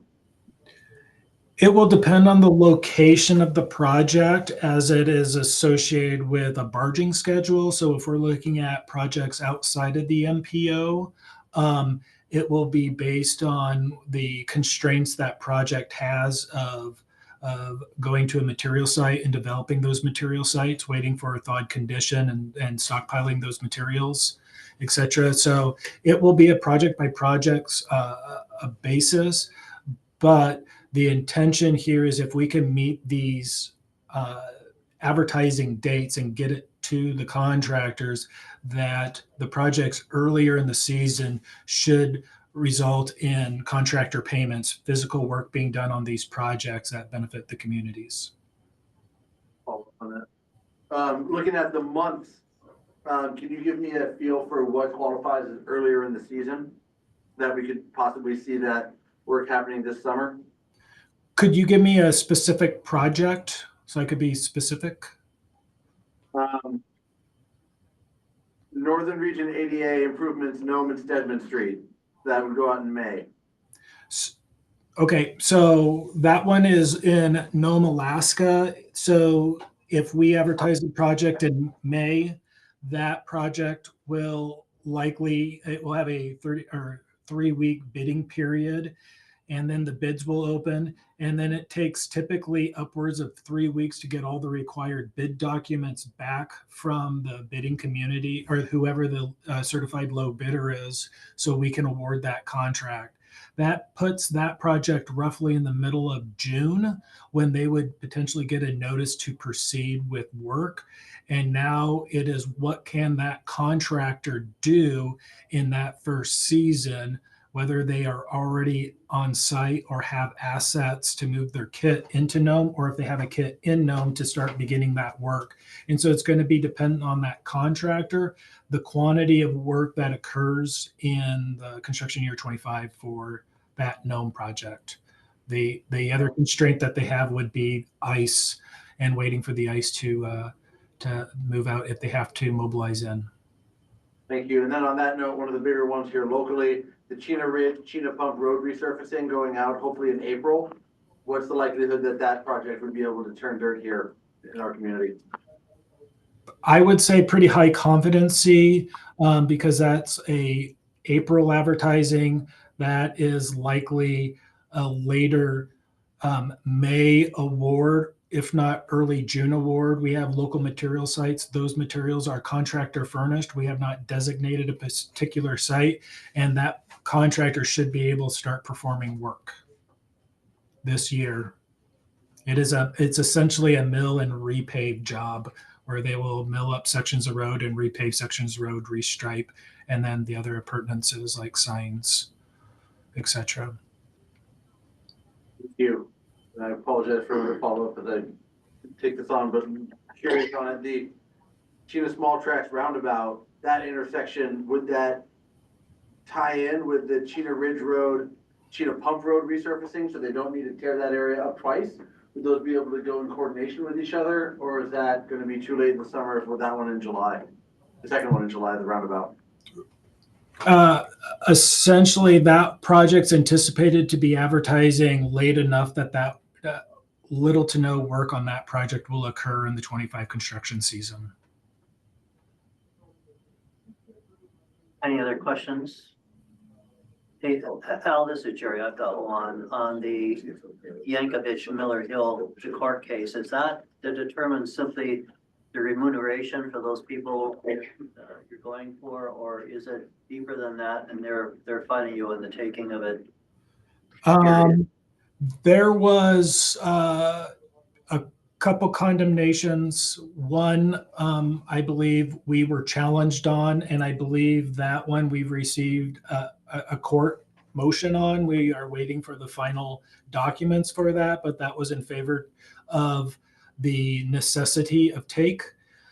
We have one left, and our lawyer has provided a motion to bring that property in, because it's in a condemnation, but to receive that property so we can advertise the project. There's a term, I can't remember what it's called off the top of my head.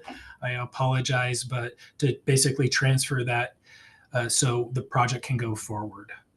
So we are getting it resolved. The courts are doing it somewhat timely. Hopefully we don't have to wait till August, and we're trying to be in a position to move that forward. That particular project does have a utility agreement that we are working on, and hopefully the Buy America, Build America restraints don't slow that project down. Anyone else? I want to share, on the Dalton Highway projects, there's 3 of them for about 140 miles. Understanding what I've been hearing is the Dalton Highway is in terrible shape. And as we're having more development happening up there, trying to get the equipment up there in the summer when you can drive it well, going into the winter. What's the likelihood that those 3 Dalton Highway projects get handled and finished this summer?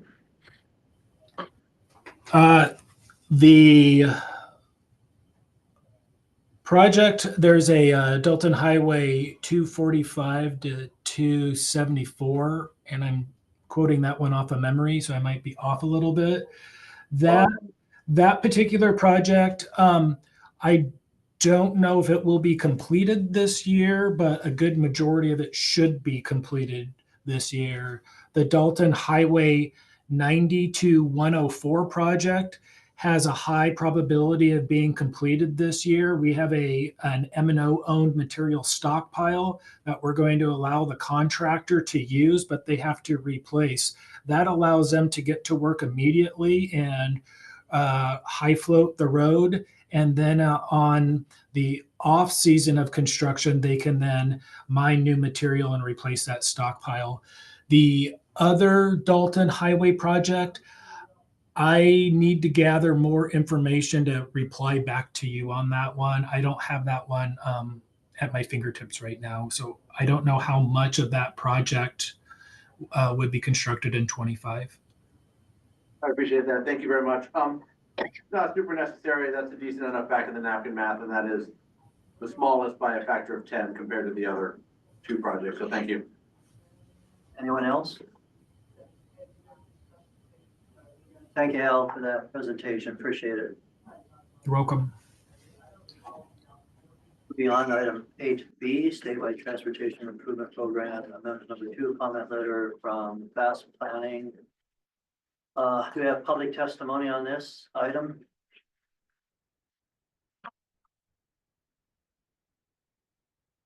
Being none, public testimony is closed. Staff report, please. Yeah, as you're all aware, STIP amendment number 2 is out for public comment through March 20th. It's shown there on page 41. I did prepare a very brief comment letter on amendment number 2, which begins on page 43 and goes to 44. This might be one of the shortest comment letters that I've written on STIP or any STIP amendments. This was presented to the technical committee. They did have some minor additions to it, and I've made those changes. But I'll go over my comments with you. I just have 4 comments in this letter. The first one is with regard to a summary of changes. We are requesting that a summary of changes be provided for the STIP amendment for local governments and the public to review and extending the public comment period. Looking at the STIP amendment, it is over 500 pages long. And we did hear at our last policy board meeting that there was a comparison table that was provided on the DOT website. I did locate that Excel sheet. It is 3,800 lines long. It's a very, very long spreadsheet, which compares the projects in STIP amendment number 1 to STIP amendment number 2. So you can see with that comparison table, some of the funding detail changes where projects funding has been added to them or funding has been removed. But it does not provide a reason for the change, whether say the termini of the project was lengthened or if the scope of the project in general has been modified. And I could not find any information on the DOT website or in the comparison table regarding what projects were added to the STIP between amendment 1 and number 2, nor removed from the STIP. We can see on the dashboard that at least 10 new projects have been added to the STIP, but they're not highlighted which of those projects that there are. So this is a comment that we made during in our last letter on STIP amendment number 1. We're repeating this here. My second comment is regarding fiscal constraint demonstration, looking at the fiscal tables in the narrative of the STIP, as well as the fiscal constraint tables behind the project tables in the STIP. For the amounts for our area, the revenue amounts, I could not get those 2 spreadsheets to line up. And about 10 days after the STIP amendment was released for public comment, I did receive a new fiscal constraint table, the email from DOT, and those numbers were different from what was in the STIP narrative and in the STIP appendix. And really what needs to happen here is that the tables in the STIP need to be reconciled against our TIP because our TIP is supposed to be incorporated by reference without change. And there might be a disconnect here between our TIP administrative modification number 4 and TIP administrative modification number 5, which you all approved at the last meeting. My other concern here with regard to fiscal constraint is on the dashboard itself. Olivia, if you go to page 45, so the second paragraph for comment number 2, relates to the, that graphic there at the bottom left-hand corner. Looking at 2025, it shows, for STIP amendment number 2, a $2.2 billion investment, this year. And, you know, my understanding of looking at apportionment tables to the state of Alaska is that, DOT has access to about $750 million of federal highway funds, to be utilized statewide. And while I do understand there might be some ferry funds for perhaps the Tustamina that's been added to this, another 300 million or so. And there's another 315 million or so that's used for advanced construction. I still can't get to this total of 2.2 billion as a number that, of revenue that the state has access to it this given year. Nor, I also question whether or not the state has enough match money to cover doubling their federal program in a given year. So, anyways, this number concerns me. As you can see, it's even about 600 million higher than STIP amendment number 1, which was adopted just a few months ago. So, or last year, I should say. In any event, this is a sharp increase in revenue, and it calls to question whether or not fiscal constraint is actually maintained in this amendment. So the technical committee requested that a presentation be given to the technical committee on this number here for 2025 to demonstrate that fiscal constraint. We'd like to see where the additional revenue is coming from. Also want to see what projects have been added to the STIP that are included in this number. And again, whether or not there's sufficient state match to covering the program. Going back to page 44, Olivia. My third comment is with regard to TIP amendment number 1, which is currently up for public comment. Again, that comment period will close April 4th, and we're going to be bringing that amendment to the policy board on April 16th for adoption.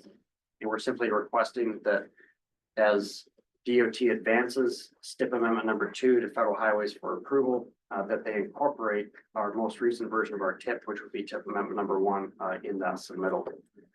And then my last comment number 4, relates to those 4 large highway projects that are within our boundary that have been effectively paused by the conformity freeze.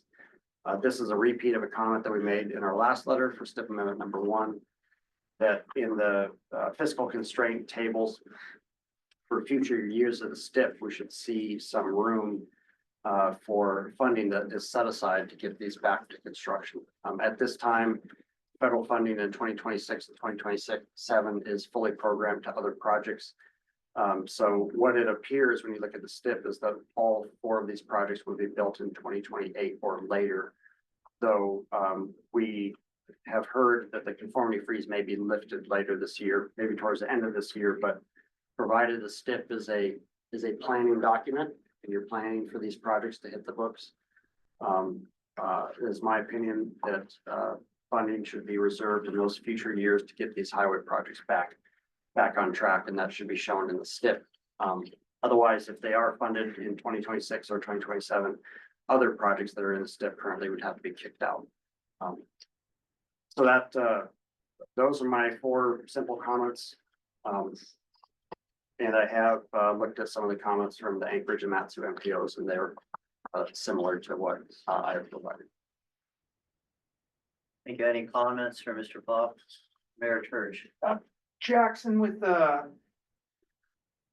item number 4 there, the highway projects that are paused due to the conformity freezes, is there any additional things that we can do as a policy board to help get those back onto the STIP in the planning?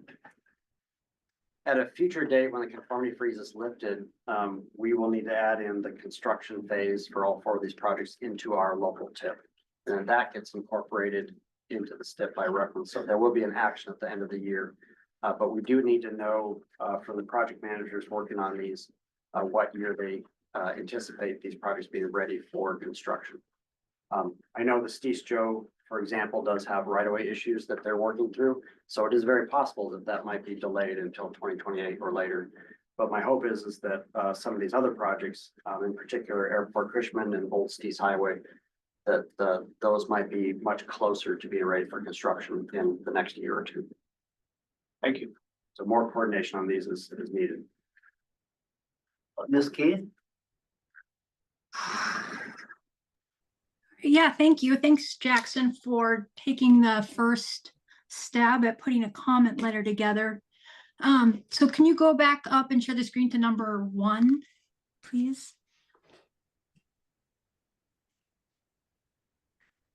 All right, excellent. Yeah, so first of all, we are extremely excited about our new S3 capital projects module. So we created this specifically because of some frustration with our previous change logs. So what's great about this one is that anyone can go online to the S3 capital, to our capital projects module with the STIP. And then you can see, you click on the projects one by one, and then you can look at the previous amendment to amendment 2, the one that's out for public comment. And then there's arrows that shows you, yeah, if the project is increased, if it's decreased, if there's been a change in year or a change in scope, so it flags it. We did get feedback in conversations with Federal Highways that some of the logic, like I think the one loophole was that if a project was removed, I believe, it wasn't pulling up in that portal or in the spreadsheet. I think that's been resolved by now, but when you look at the side-by-side on the website, you can see that. So I encourage the policy board, please go check that out because it's, I think, the most impressive tool that has been generated so far with our STIP work. So there should be, while it is a lengthy change log, yeah, we have a lot of projects, a lot of complexities, so it is a lot to keep track of. So we apologize that there are changes that occur, but that looking at the portal tends to be the easiest way. If you like using Excel spreadsheets, you can download that and then work within that as a searchable tool. But for the most part, what we're finding is people prefer just to go look at the projects that are of interest to them on the website, and it's just a very visual, quick comparison.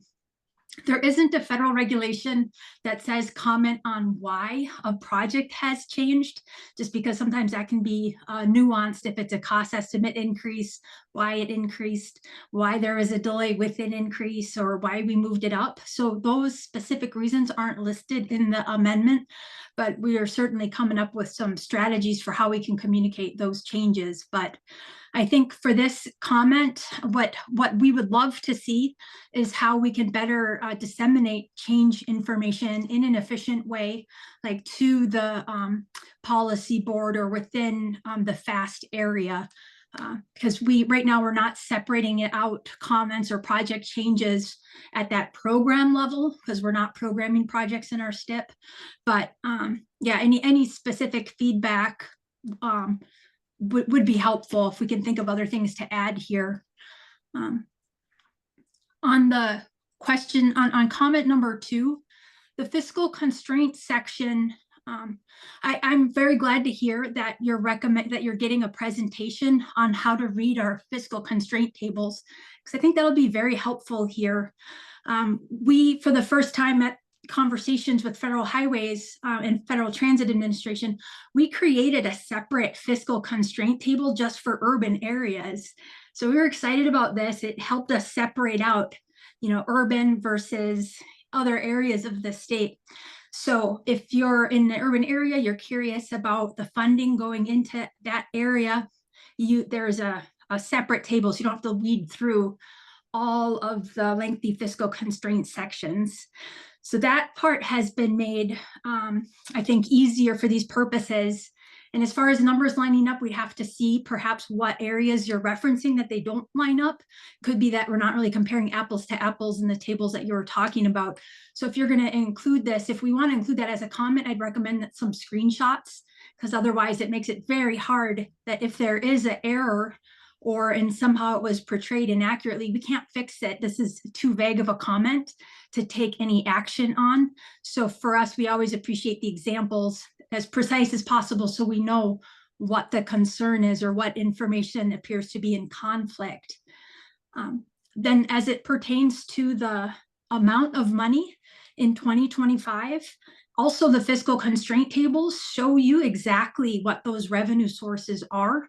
So when you pull up a fiscal constraint section for 2025, it lists out the revenue by federal fund type, including money that's from discretionary grant sources, includes what federal agency it's from, and includes local match, state match.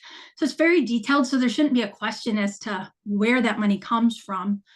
There was a lot of carryover funds from 2023 and from 2024 that went into 25, as well as some advanced construction. So you can see what those dollars are from. There's also been a tremendous amount of industry and contractor concern over a program that the department has this year statewide. We've been doing what we can to be responsive to that. And so we have funded and pulled in as many projects as was available, which required an increase in our advanced construction amount for 2025, so we could get projects out. Before making those commitments, we do ensure that we have enough match to cover what the state needs to, otherwise we wouldn't be able to program this. But I think a presentation would be excellent. We can walk through how to read these fiscal constraint tables, and that may help moving forward with providing comments. Can you go to number 3, please? On number 2, to wrap that up and going towards the tip, what I would love to hear more about is if the tables that we provided for the urban area, if that is sufficient, is the format what the policy and technical committees likes, is we have a lot of ability to change the formatting to make it more digestible. And those comments would be very informative. You know, our teams could take that back and redesign something that the boards and committees would better could better work with. So yeah, please, that could be one thing to consider with this. On the third item, the tip amendment 1, when we're talking about sequencing, you're mentioning that our STIP isn't current with the previous amendment, of which is going to be outdated. So of course, they're not going to be the same. We're very excited this round in that AMAT's tip is done for public comment the same time that ours is, on the 20th. FAST tip closes for public comment a little bit later than that, the 4th. But what we would be eager to do is when we submit ours to federal highways, that we have at least a very high degree of certainty within the FAST area, like what changes that are going to need to be made, so that when we submit our STIP, which incorporates by reference the tips, they're all one document and everything's going to be in sync, because the latest tips, the changes within projects, then we are changed at the same time within the STIP, so that we're showing the exact amount of money that matches in the tip. So we do have the first chance right now that we've had to actually align all of our values. So we're very excited about that, but there's always going to be a lead and a lag when we have public comment periods like we do, so that changes in projects, they are reflected in the STIP to ensure we're programming enough money to go into the MPA. But then while the tip gets caught up to that, it has the revenue there to then program. So then they do sync up. I think the comment here, which would be super helpful for the department, is a comment on how after public comment closes for the FAST MPA, be great to know how we can coordinate on that quickly, so that our STIP that gets submitted isn't missing out on key changes within that. We're going to hold off on submittal to Federal Highways and Federal Transit Administration until the FAST tip closes. That way we can have some certainty, but understanding there's another month there before, as a policy board, we meet. You know, I think we're going to have to talk through that. So we'd love, again, like if we could have comments kind of specific to what you may like to see there, that would be super helpful. And then last, on number 4, where we're talking about projects, yes, right now these projects, except for Old Steese Highway reconstruction, those are programmed into 2028. So they're outside of the 4 years. And right now, like Jackson, as executive corrector, he has access to our project delivery plan. So he can go see exactly the years in which these are programmed, even though it's not yet in the TIP. But as these projects are ready to be added in through another TIP amendment, we will certainly move in funds to match that. And then we'll have some give and take as a year from now, project schedules may be changing statewide elsewhere. But these comments, these are important projects. We need them to stay in. I'd love to keep this comment just exactly as is. And well, it's great to know that they still have the support of the policy board. So thank you. I guess in closing, I'd love to see some updates to this letter before we submit it, so that it could be, I think, even more helpful as we refine our STIP processes.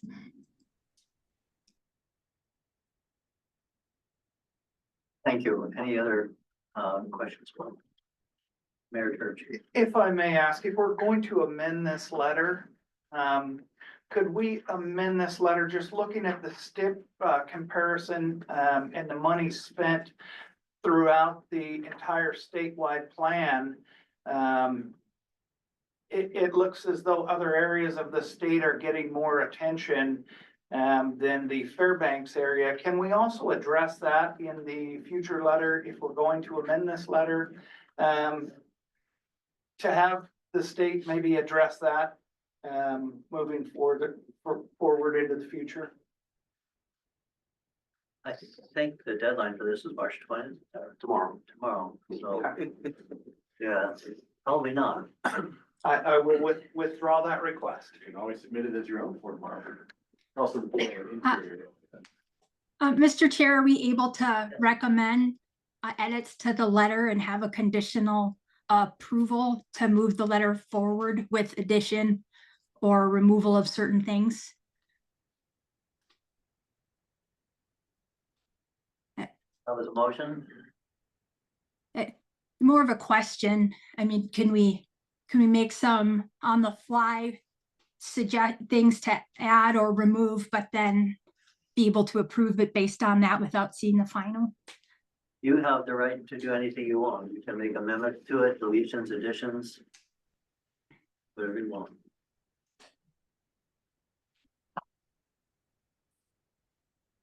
Other discussion?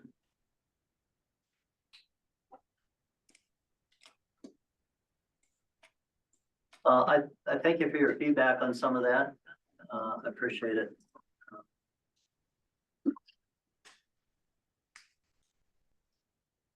Jackson, go ahead, call it roll again. Was there a motion? I don't believe. I moved to, Oh, I thought it was. I'm sorry. I moved to send the letter drafted by Fast Planning staff forward for delivery to the Alaska Department of Transportation and Public Facilities. I'll second that. Moved by Mayor Hopkins, seconded by Mayor Church. Now discussion. It gives DOT, I'm sorry. I think it gives the Department of Transportation a good opportunity to respond and let us know in writing what Ms. Keith said. Voices our number of our concerns adequately. Any other comments? Mr. Krass. I would move to, I guess this is to amend the letter, to allow Jackson to amend the letter to address Mayor Church's concerns there that DOT address our noticed inequality in regional expenditures of federal highway funds. I hear a second to I that. will second that for certain. Yes, Does that capture? that does. Yes, very much so. Thank you. Moved by Mr. Kraus, seconded by Mayor Church to expand it to include projects around, whatever you said, projects around the state. One comment from the department's perspective that we concur completely when we look statewide at where there's a change in projects or construction specifically. It's the Fairbanks area that has seen a decline in construction. So contractors have been reaching out to us. So we see that as well. I think somehow some language in there that will continue to work with the MPO to get projects programmed in the TIP so that we can move forward with increased construction in the Fairbanks area would be excellent. We're counting on you to just take care of that for us. Always helps to have it in writing too. Any discussion on the motion? Seeing none, would you call the roll, please? Mayor Church, Yes. Mr. Krause. Yes. Mr. Cleaver, Yes. Mayor Bruce, Yes. Mayor Hopkins, Yes. Ms. Keith, Yes. Mr. Olds. Yes. Okay, that passes on a 7-0 vote. We're moving forward to item 8C. Point of order. Wasn't that an amendment? Yes. So now we vote on the letter itself that's amended. You are right. Thank you, Mayor approves. I guess it's against the clock. Okay, so the amendment passes. Thank you. Now vote on the main motion. Is there any other discussion on that? Mr. Chair, I'd like to move to amend a change to number 3. And that number 3 reads more specifically that the language about coordinating the TIP, which closes on the 4th for public comment with the STIP. So the fact that they're out of sequence is there's nothing incorrect with that. It's that they need to be in sequence. So I move to amend that number 3 include sentences recommending how we can coordinate the amendment number 1 with STIP amendment number 2.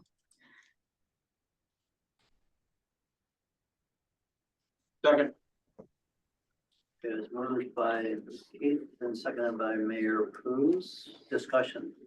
Mr. Kraus. At the coordination meeting that I attended, the coordination of calendar was the thing came up over and over and over. So I think this is a good amendment. Support it. Any other discussion? Now you call, please. Okay, on the amendment. Ms. Keith,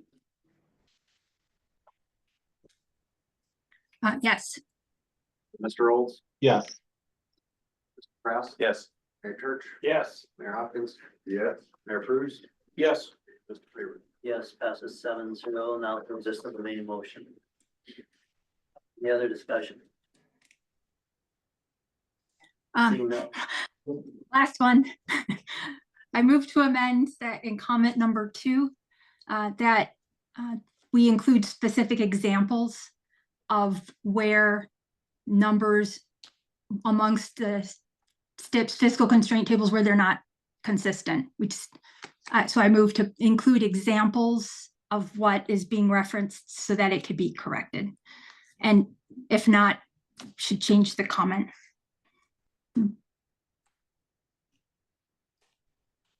All right. Do I hear a second to that? I'll second. Second by Mr. Olds. Discussion. If I may ask, Chair. Mayor Church. This is the diagram that they're asking to include into the letter. I'm confused by her request. I'm sorry. This relates to the comment that different tables within the STIP amendment document itself don't match each other.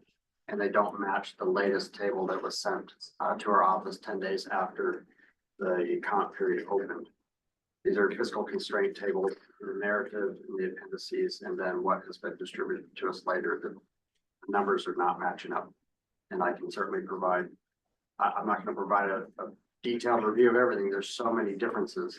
I can provide a couple specific examples. Okay. And some of those have already Thank been you. marked up and sent over to DOT. Thank you for that explanation. Yeah, that's the request. So thanks for the clarification, just something precise so that we understand what that is referencing. And then the context in which, if additional numbers were sent, yeah, what those were to begin with. So that would be helpful. Thank you. A question for the maker of the motion. So your intent isn't that Jackson perform a comprehensive review, it's that he simply highlights some. Yes, thank you. Just Thanks. being examples, what sources of information are being referenced, that would be extremely helpful. Could be very, very general, but here's what is being referenced. Any other discussion? To call the roll on the amendment, please. Yes, Ms. Key, Yes, Mr. Olds, Yes. Mayor Church, Yes. Ross, Yes. Favor, Yes. Mayor Cruz, Yes. Mayor Hopkins. Yeah. Now that brings us to the main motion. Any other amendments? Seeing none, would you call the roll on the main motion? Mayor Hopkins. Yes. Mayor Cruz, Yes. Mr. Favor, Yes. Mr. Cross. Yes. Mayor Church. Yes. Ms. Key yes, and Mr. Olds. Yes. Thank you all. That passes 7-0. Item 8C. I'm suggesting.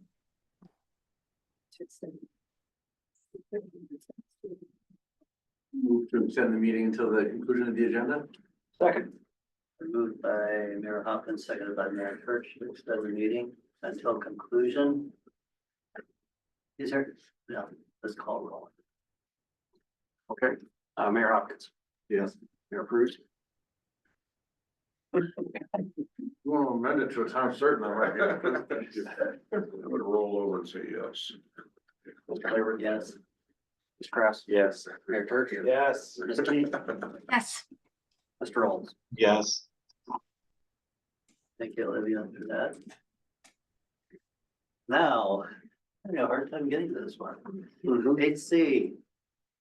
CMAC, CRP Air Quality Program Project List. This is an action item. Do I hear anyone in the public wishing to comment on this?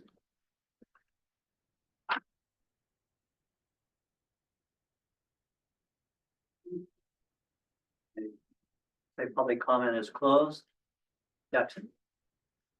Yeah, as shown on page 46, I briefly mentioned this during the staff report, but if we do not move forward with funding of construction of Crow Creek Elementary this summer, as well as the electric vehicle charging stations, which we had an action on that earlier in the meeting, proceed forward with at least the design phase to see if those funds will get obligated.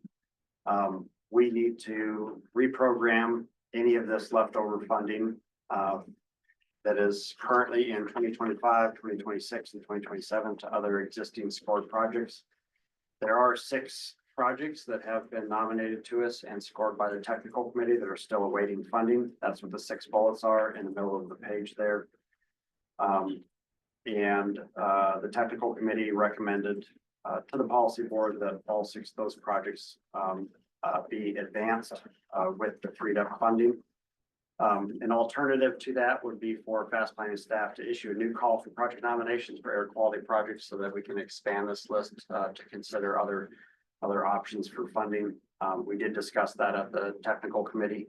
And they just decided to move forward these 6 at this time, and we discussed maybe issuing a call for project nominations, later in the summer or next year. One thing with air quality funds is that we have these carbon reduction program funds through the infrastructure bill that our last year of those is next year, 2026, and I would expect that program to be defunded the next transportation bill. So if we want to utilize current year funds, we probably should focus on what we have in front of us.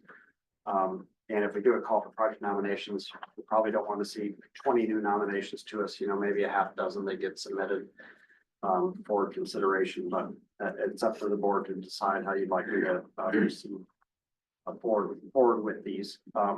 All 6 projects in total, I believe, could be afforded if Crow Creek and the electric vehicle charging stations are, if all that funding is reprogrammed to them.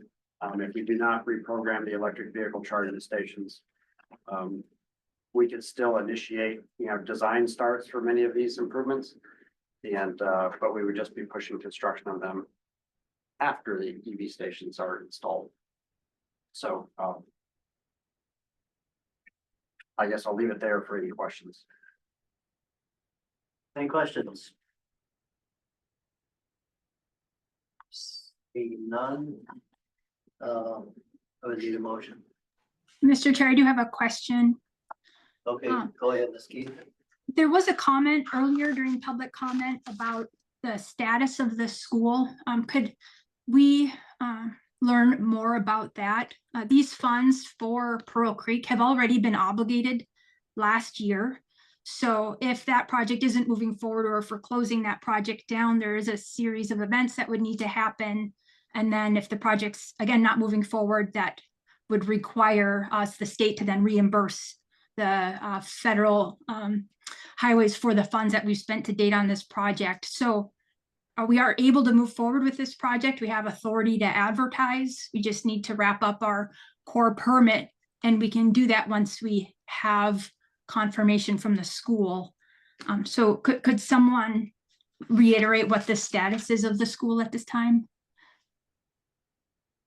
You can try.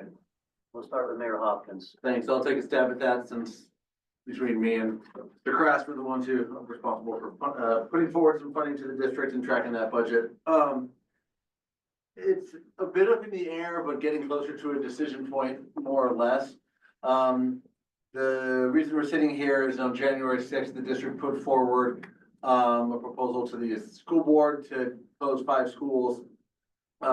On February 4th, the school district, or the school board, voted to only close Pearl Creek, Two Rivers, and Midnight Sun Elementary on Badger. Since then, Pearl Creek and Two Rivers have been trying to work with the district to reopen those, or keep those open rather, either in a similar or different capacity, either a magnet school or charter school in Pearl Creek situation. The district has a statutory and policy obligation to hear that request of the charter school within 60 days of when it was submitted, which was now nearly 30 days ago. A decision also needs to be incorporated into their budget as they send it to me by the end of this month. For me to incorporate it into my budget come April 3rd, presentation to the assembly. So it sounds like that if the school district or school board denies the charter application and does not move forward with the magnet school, the charter school application could move forward, but with an appeal to the State Board of Education, which could hear it in some time frame and have it open as a charter school if they override the local school board, possibly by August, if not, then August of 26. Unless there's further court action back and forth after that, if the state school board overrides the local school board decision. Like I said, this hopefully has some clarification by the end of this month. That they need to address the 60-day time frame for the charter application and the district's budget responsibilities for sending it to us. So right now, it's somewhat up in the air with some sort of timeline creeping up on us in the 60 to 120 day or so time frame. Or I guess 15 to 120 day time frame. So I think right now we don't know what's going to happen with it. Additionally, the charter application that's been submitted hopes to have some transportation included in it for buses to move some students back and forth, as well as coordination with other schools around the district, which could use and have bus transportation necessary to move to work in tandem with other Title I or other schools around the district to try to get STEAM education or more widespread. As a magnet school, they would have some level of transportation within the district boundaries. So we could still need the buses. Other charter schools around the district have some bus transportation and some of them do not. So it's sort of a hodgepodge of how the transportation is. But we don't know what the decision by the district or the state school board is going to be at this time. So this funding could be valuable or it could be not needed, to speak objectively on it. So that's sort of the status that we're at right now. Happy to answer any questions as best as I know them. When's that decision? There's no time frame for that yet. They need to send the district needs to send the budget to us by the end of this month, by statute. And the decision on the charter school, they submitted it about 3 weeks ago, maybe a month ago at this time. Actually, about a month ago, the charter application was submitted to the school district. They have 60 days to respond to that application, which gives us another 30 days-ish, if my math is right. In terms of a magnet school reopening in August of 25, just this coming fall, they would probably need to incorporate it into their budget by the end of this month. Does that help? Sure. Charter school 30 days from now, magnet school 15 days from now, if I'm guessing what those decision timeframes would need to be. Question. I guess my question is how fast do we need to make a decision on this? Today, I mean, next month? What time frame for funding other projects? Wait another month. Maybe 2 months. We have 2024 funds that we have to obligate, and those requests have to be into DOT by early August. So if we wait till April or May to make this decision, I'm okay with that. My work, if say this was a positive motion here today, I need to take all these projects, get new estimates from DOT, put it in a spreadsheet in a funding plan and show you where the money's being spent and when it's gonna hit. So that's a secondary funding plan that I need to bring back to the technical committee and policy board. So I need a month to do that work following the board's direction. So if you all give me a decision by May, I can do that and bring it back to you in June for a July submittal to DOT. I don't want to get too far behind the ball here, but I think we could probably postpone it till April to see if we want to then postpone it till May. We might have an answer sooner. If it gets appealed to the state school board, we're not gonna know by May. I'm just wondering if we could make a positive motion, but put a stipulation on it that we revisit it. That way you could start doing the numbers crunching on it. And get ahead of the game rather than postpone that part of their month.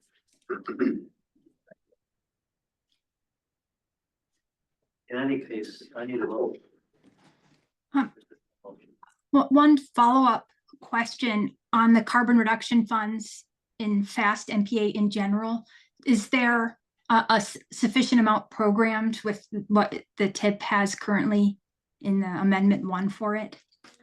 Like how much buffer do we have if you did add, or we went through and selected another million in projects, for example? Could the budget withstand that regardless of Pearl Creek?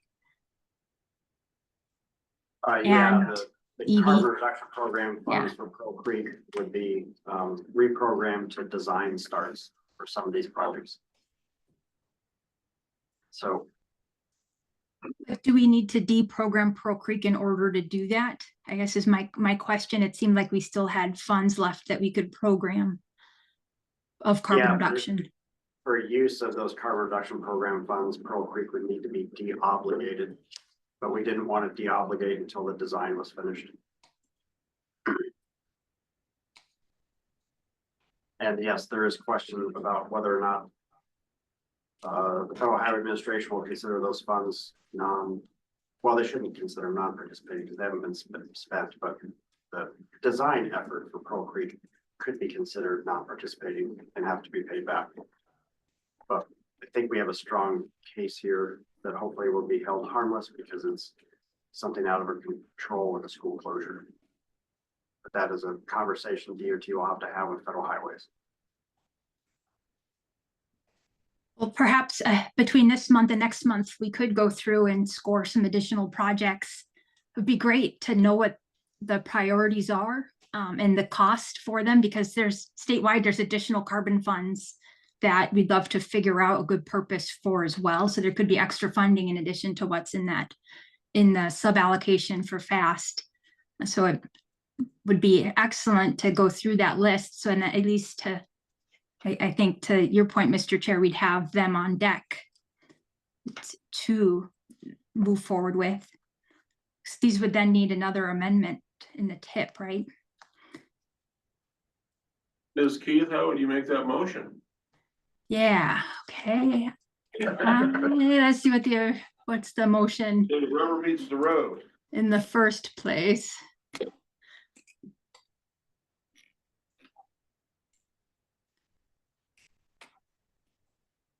What's the motion that is on the floor currently? There is none. Oh, okay, yeah, thanks. Well, I move that the FAST planning staff go through currently scored projects to get estimates for them, so that in the next meeting, we could determine programming and make additional decisions about Pearl Creek. And Gotcha. Do I hear a second? Second. Seconded by Mr. Krass. Discussion? I think it works. Mayor Church. Quick question, how many projects, I don't want this to kind of be on, an open-ended question, how many projects are out there that are already scored that we're asking you to go get estimates for before we go forward with this? Just these. These, okay. And a couple of these are really easy to get an updated estimate. Other ones are may not be, but that's reasonable for me to accomplish that work between now and the next meeting. Just wanted to make sure there wasn't anything outstanding. I'm not concerned with that. Okay, that request. thank you. Any other discussion? I'm going to possibly float our amendment to this.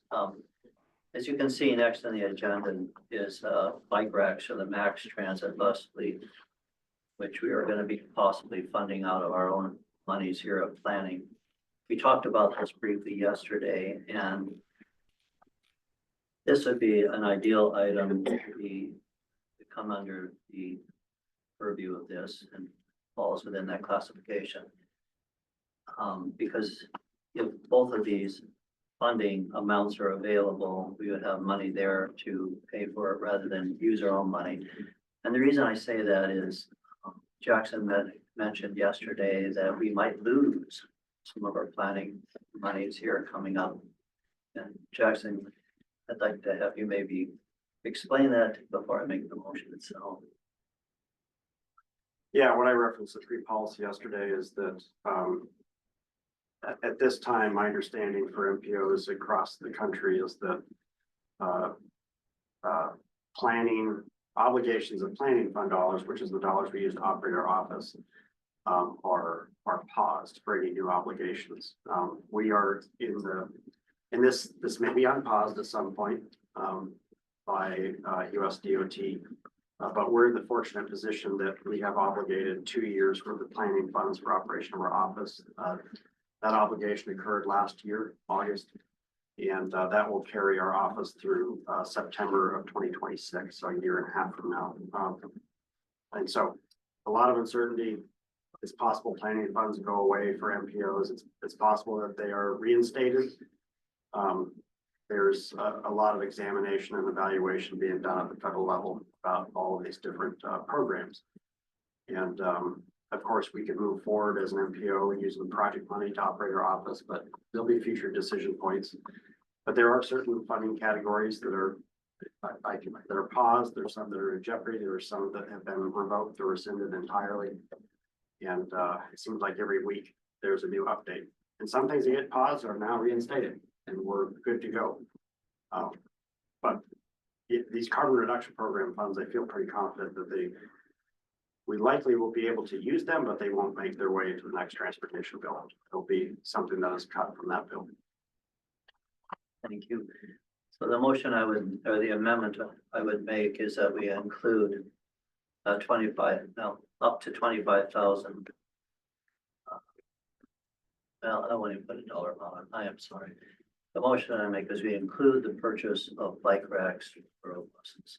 Here. Discussion. We're just adding one item to the Wait a list. second first.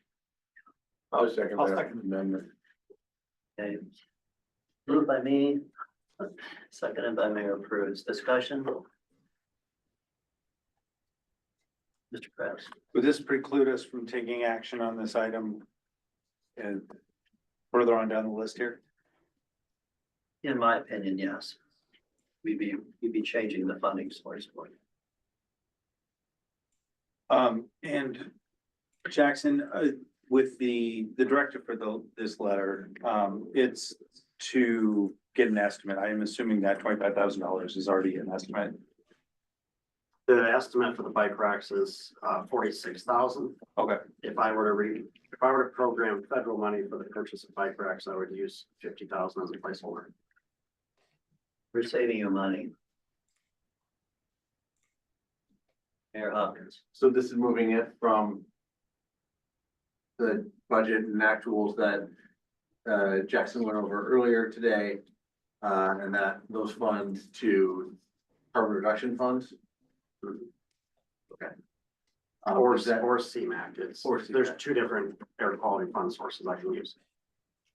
Okay, and then would that fund source change necessitate the freeing up of either CMAQ or CRP funds from other projects? Like if Pro Creek goes forward, would we lose then the opportunity to use, no, we have additional funds floating around I have room, yes, in our funding plan that's not in our fully CMAQ and CRP programmed, funds? yes. And And it may have to wait till fiscal year 26, so this fall, to utilize the money. versus After being able to October move 1st. on forward on fast bikes or fat bike. Wide tires. Thank you, wide tire bikes, until October of 26. No, Or October 25. of this year. Okay, that's what I thought. So that would start that process then, probably not getting the, we would lose a wide tire bike racks, is what I'm saying. Potentially, it might be delivered midwinter and the new maintenance facilities, it's all indoor, warm storage, it can be installed during the winter. And wow, what would, is it nonprofit funding, or something? What is the pot we would use out of, or we would be not utilizing in our own, budgetary dollars? Our 501c3 bank account, Okay, gotcha. Our nonprofit, us as a nonprofit. Yeah. Okay. Have we spent money out of our own bank account in the past on the project? We have, yes. Yeah. When was the last time, what was it? On the last distribution was $20,000 for some improvements on Turner Street last summer for the city of Riverman. Any other discussion on the amendment? I have a question. So Jackson, if we do put this as part of the CMAQ CRP funding plan, does that need to go out for tip amendment? No, because our CMAQ, CRP are programs in the TIP. Great. It's kind of like Okay. a preventative maintenance program that, you know, we have a separate project list that associates with that program. So we don't need to modify the TIP to do things like this. Great. And then secondly, is there urgency with the bike racks? Is a goal to get them in for this summer, or is this more preliminary? Not that I know of. I know that the borough is working on replacing their bus fleet from diesel to compressed natural gas. A few of those buses have been delivered to Fairbanks and more are on the way.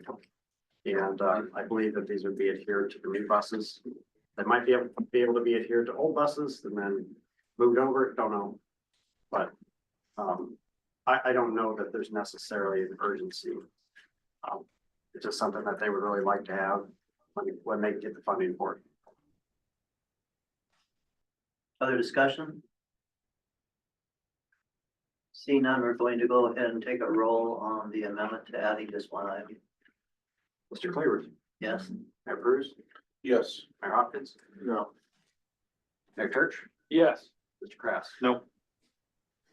Ms. Key Yes. and Mr. Olds. Yes. Okay, that passes on a 5-2.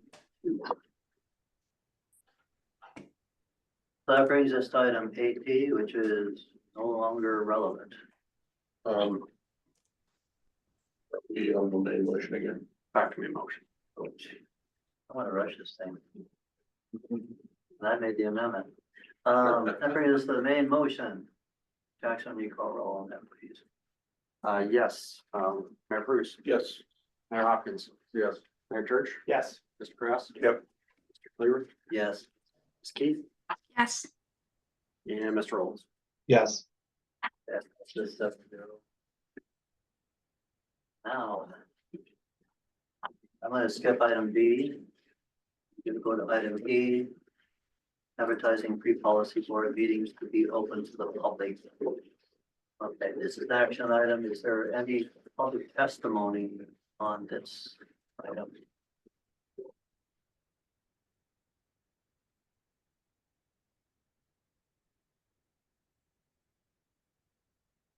None. Okay, we're gonna close public testimony. This is one that I had requested to be put on. You know, it is interesting. What is the organization that doesn't use open meetings? The Matsu MPO. Matsu MPO.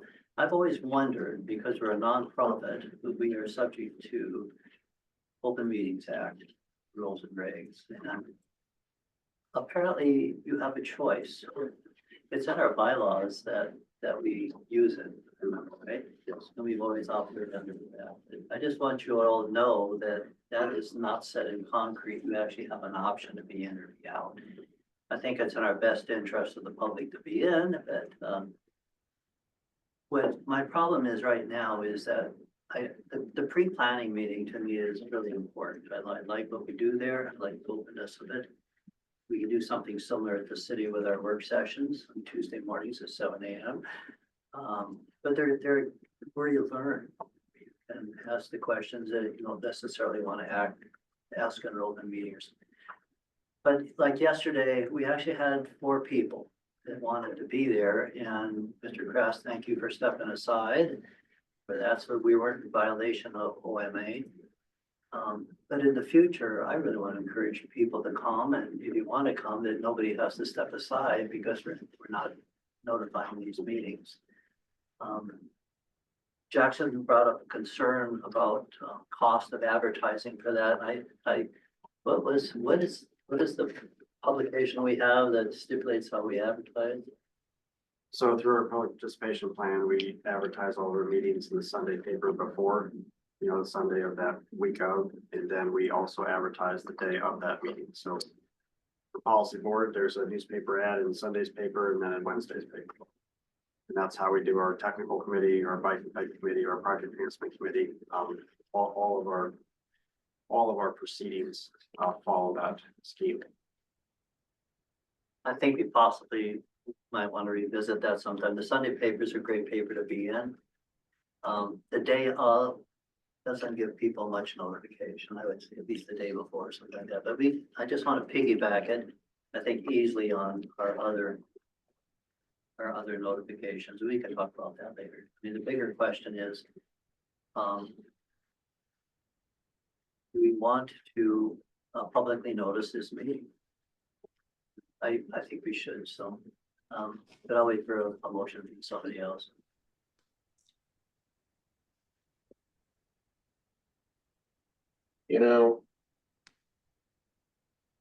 The next item is establishing a subcommittee to review fast planning bylaws.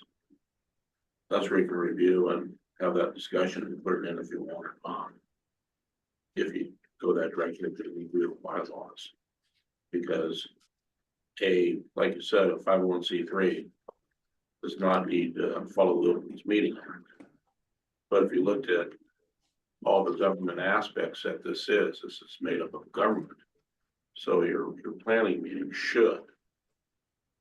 But a work session like yesterday, probably not. but you can do it. So my thought is, under item F, review it there versus now, which is our bylaws. Bylaws say that we comply with the state, with the rules on open meetings acts. So, I mean, if we continue the way we're doing it, we can only limit 3 policy board members to that discussion. Unless we change our bylaws, which is next on the agenda. Okay, so you're, My recommendation, whatever you want to do. okay, but My recommendation is we can put it right into item F here. And hash it out there. Bring it back for policy bylaws changes to the board and have them review it and put it up or down or amend it. That way everyone has a chance to review, look, discuss and amend before we make a decision.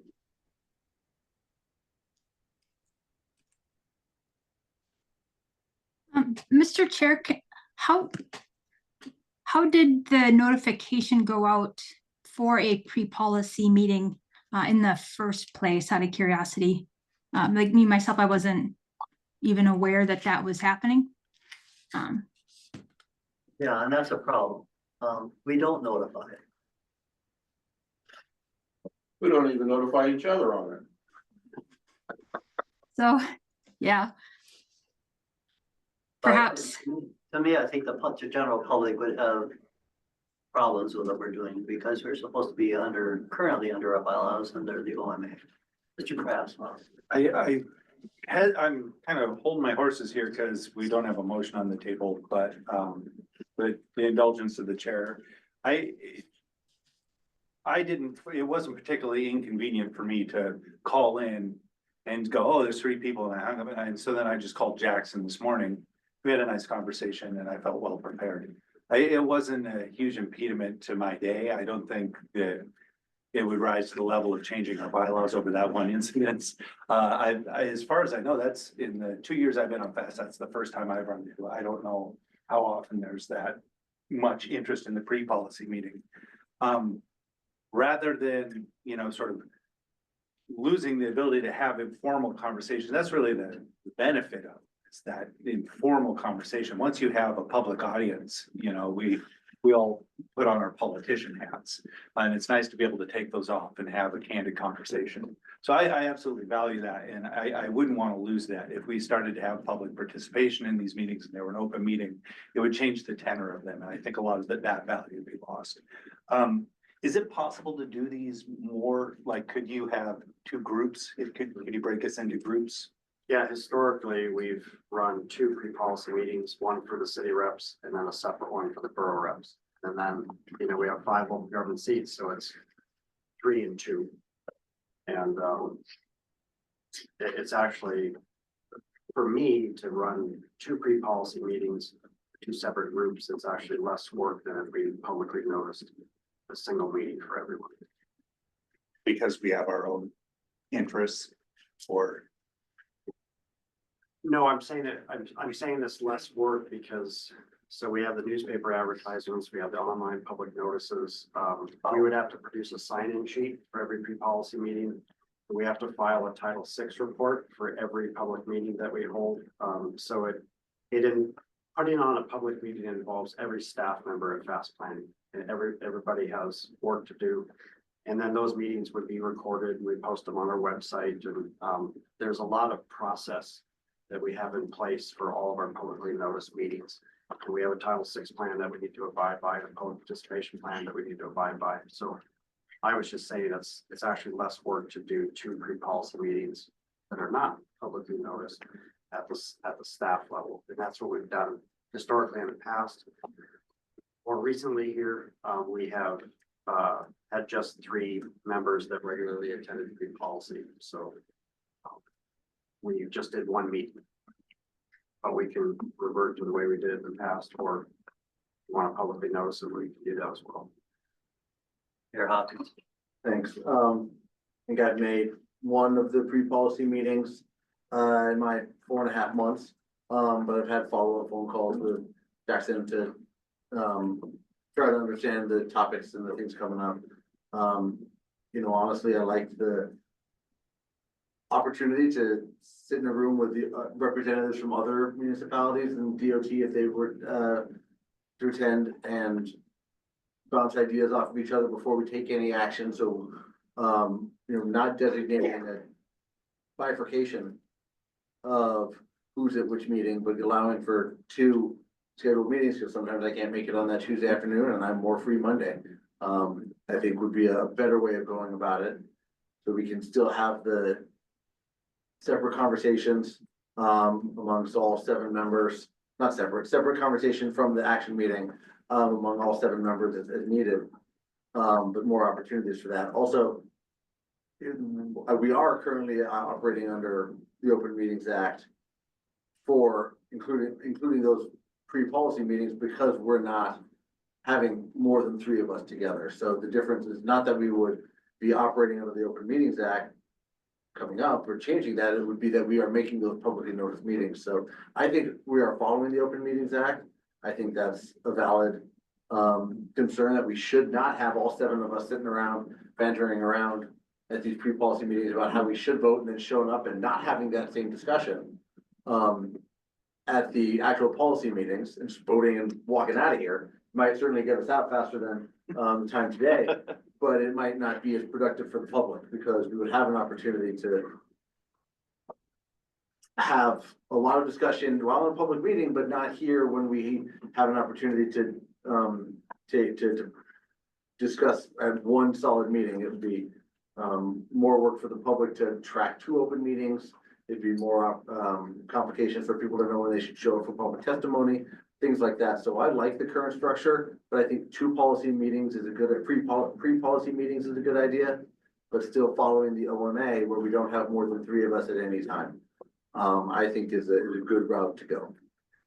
So I would not be interested in making the big public notice meetings where we basically are having 2 policy meetings back to back days. I honestly don't have 2 to 3 hours in my agenda twice a week, no matter how much I do love it. Mike, Mayor George, I'm sorry. I was gonna respond to that a little bit. I mean, I think I apologize that, Ms. Keith didn't even know we had these meetings. That's how secret they are. I guess I have a problem with that in the sense that you can't do telephone trees as a violation of the OMA. So by meeting separately, are we starting to do a telephone tree? And we're not, in these work sessions, we're not saying how we're voting on anything. We're getting educated. I mean, we're asking questions of Jackson. You've got 100 pages usually plus of information. And I don't know of any meeting where we said, well, we're gonna vote this way or whatever. We don't not do that. So I don't want to give the impression out there that that's happening. But I don't feel at ease at all in what we're doing. I'll be honest with you, knowing I was on a council once that was sued over OMAs, and we were not protected by the legal system at the city at the time. It went after all of us personally. So I just caution what we're doing here. I think this would solve that. Yes, it might take a few extra steps, but unless we change our bylaws, I think we really need to do it. Without a motion, I'm not going to belabor this. We need to move on. Can I ask one quick question for clarification? Did, when DOT had a representative locally here that would show up, Northern Region Director Anderson, did he come to those pre-policy meetings? No, it was just for the. I've not seen a state seat member ever come to pre-policy while I was director or with our previous director. Okay, thanks. Yeah, well, a meeting invite would be a great place to start. An email notifying of the time and date that people meet would be a great start. We would be more than happy and enjoy participating in those. And I think, I would like to make a motion that we do have pre-policy board meetings that are publicly noticed so that we can have more extended conversation on some of these lengthy topics. So I'll make a motion that we have pre-policy board meetings and that they be publicly noticed. Second. Been moved and seconded. I'd ask for discussion, but Pat also. Anybody else wish to discuss? If I may, I appreciate the pre-policy meeting I attended yesterday, and I appreciate being able to attend and learn in an open forum that isn't so public. As a newer mayor, I am under the spotlight at every turn and every decision, and sitting down and having rational conversations about things that maybe I am not 100% up to speed on is very beneficial to me, very beneficial to our city, and I think very beneficial to this board, so that I can speak from a place of education. So I do appreciate that, and I don't know if being publicly noticed would take that away, but in a pre-policy meeting, I'm able to ask maybe the FNG new guy questions that I might not feel 100% comfortable asking at this meeting. So I do appreciate it from that standpoint very much. Anyone else? You go ahead and call the roll on the motion. Yes, Ms. Keith, Yes. Mr. Rolls, Yes. Mayor Hopkins? No. Mayor Church? No. Mr. Kraus? No. Mr. Cleaver? Yes, And Mayor Cruz? Yes. motion passes, 4-3 vote. Next item is 8F, establishing a subcommittee to review fast planning bylaws. Again, that was one I asked to be put on there.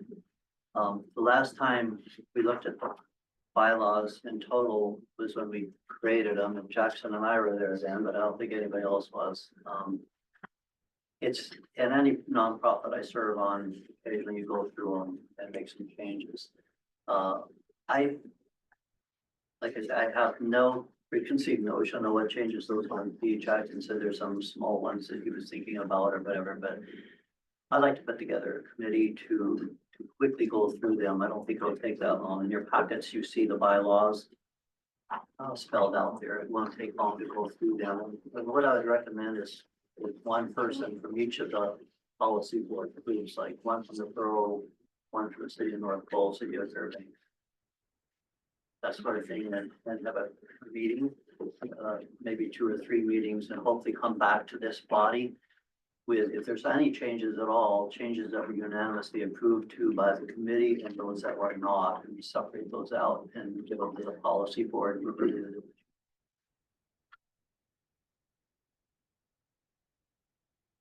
Move to have a committee consisting of 3. I say 4 each. I think each board member, each party here should have a 4 members state. representing Borough, all parties of the fast planning. All meetings are to be under the Open Meetings Act to review to review fast planning policy board bylaws and come back to the board with recommendations. Do I hear a second to that? Second. Okay, moved by Mayor Prue, seconded by Ms. Keith. One thing on that is under the OMA, it doesn't necessarily have to be this body. I mean, the borough can appoint somebody, the city can appoint somebody. It doesn't have to be us. And if it's not us, then I don't know that you need it to be under OMA, since it's just a working group to make recommendations. But other than that, I like the motion.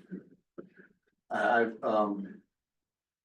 sure, discussion on it, I'll make an amendment to that, just because if there's 4 people, that's gonna require no publicly notice in the newspaper every single time that meets in the full, cost of all that. We were looking at additional $5,000 for, an extra meeting a month, a year. This is not gonna be that same cost, but the effort going into just posting that, notifying that, I think is a little much. So as a working group, I don't think it needs to be in the OMA. I'll be a supporter of it, but there's not gonna be any action taken until we, hear back from that working group. I'm honestly not gonna put myself on it. I have enough reasons to pull my hair out than wordsmithing policy of, bylaws. Well, it's exciting. There are a few things that kill me quicker than wordsmithing by committee. And so, I don't, have we run into concerns or problems with our bylaws? I mean, we're operating under the Open Meetings Act. It says we are, so the action we just took under the previous vote does not need to necessitate a change in the, bylaws. We don't need to worry about that. Have we run into any concerns in the last 5 years? With anything of the bylaws that, Mr. Cruz, you're aware of? There's been changes to it by the policy board, Okay. like 3 or 4. About once per year. that Yeah. Something comes up and it might be technical committee membership or something. But it's been those discrete changes to a specific paragraph, one thing per year roughly. And I agree, you just appoint somebody to it. I want to make this as quick as possible. Sorry, on that note, do we want a return by date? You can put it on there if you want. It would just gotta get the people together in the same room at the same time. Like I said, I only think 2 or 3 meetings at the tops would be all it would take on that. I don't have it in there right now. Yes. Yeah, on the main motion, I'm gonna speak against this. This is a hammer in search of a nail. There's nothing specific that's risen to us looking to change this. The closest I've heard was Mayor Cruz's suggestion, which I thought was an interesting one, where we maybe consider removing the constraints of the Open Meetings Act from ourselves. But other than, we don't have anything on the table that's rises to us needing to changes. In the past, we've gotten specific guidance and issues that we were looking to address. I believe the last time we looked at this was the technical committee's makeup, and that came from you, Mr. Chair. And I appreciate your work on that. We don't have anything specific.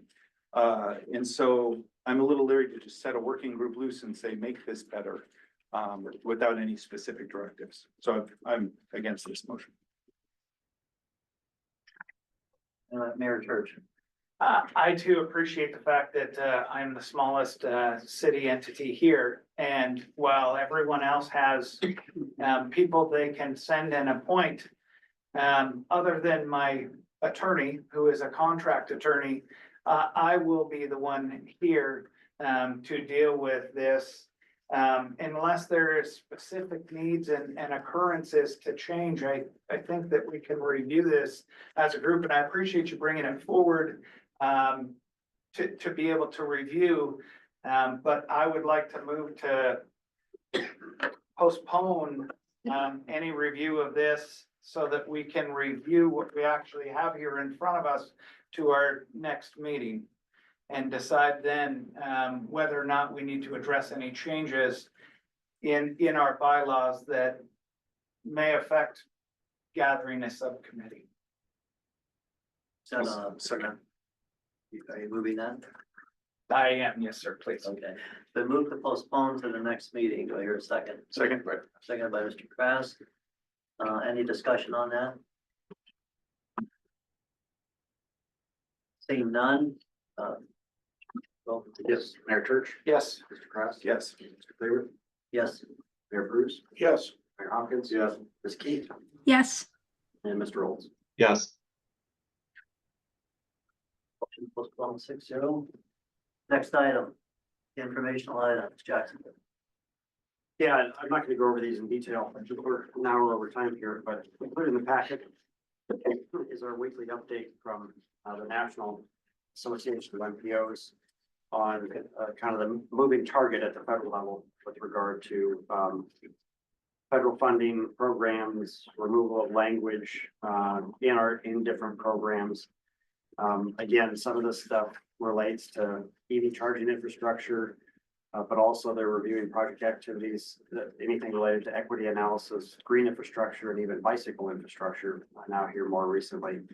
And that's, you can see that on pages 68 through 70, but beginning on page 71, the National Association of MPOs has opened up a series of listening sessions to hear the concerns of MPOs across the country and for them to describe their experiences of what's happening with their state DOTs and with their federal highway state division offices. And anyways, it's a very interesting recap here, beginning on page 71. There'll be another one of these coming out probably later this week for the second listening session. But, you know, there's just a lot of nervousness around the country with the changes and the speed of the changes. And we're all just like, what do we do? Just like the EV charging infrastructure, what do we do? I feel like we're at risk. We don't really know for sure. And so it's not just us facing this. And AMPO is working very closely with US DOT and our federal highway partners and trying to sort this all out to help inform us. Wish us all luck. That's all I have. Okay. Any other issues? Item 10? Policy board members. Let's start with Mayor Hopkins. I wish you luck. Thank you. Mayor Cruz. Mayor Church. Nothing else. Mr. Krause. Good meeting. Thank you. Ms. Pete. Nope, thank you. Jason. Thank you. Well, to ruin the fun, I've got one item. Oh, come on, Gary. I'm gonna throw this out for the board. We're under a conformity freeze. It's gonna be hopefully lifted by the end of this year. We have a change, Jackson alluded to, in Washington and direction and we have a new EPA director. I'm just wondering if it'd be prudent for us to take a letter that Jackson wrote a year or two ago regarding the fact that what we do here contributes statistically virtually nothing to the PM 2.5 problem, and yet it's this organization that is handicapped by conformity issues. It's always bothered me a lot that they're punishing the wrong organization and they're holding up projects that we would like to get done. So I was wondering if it'd be beneficial. I talked to Jackson briefly about this yesterday. We've already got that letter. We've already got the statistics. DEC has seen them. I know Jason's very much aware of them, remembers the letter. We're going to send it to our congressional delegation and ask that maybe they could have EPA take another look at this and lift this earlier rather than later. Doesn't hurt to ask. Do you think Jason Olds would be a good person to submit that to the EPA? Well, it should come from this body, but I'm Well, gonna ask from your for body. from his opinion on it, yeah. I want to hear Jason's opinion. I really do. I think there's a process to lift the conformity freeze. I don't know if they reconsidered I forget the exact language when we sent that letter before. Like if we asked EPA the same question of whether or not they could reconsider the conformity freeze for whatever that language or citation is that we cited. I don't know that even if they gave us a different answer, it would change our timeline. Just because they've already sort of started with the Federal Register and noticing the proposal to lift the conformity freeze. It just takes them an inordinate amount of time, I would say, to do that apparently, which is why we are on the pathway right now, but it doesn't hurt to send the letter and ask. I wouldn't object. I just don't know that it's going to expedite things.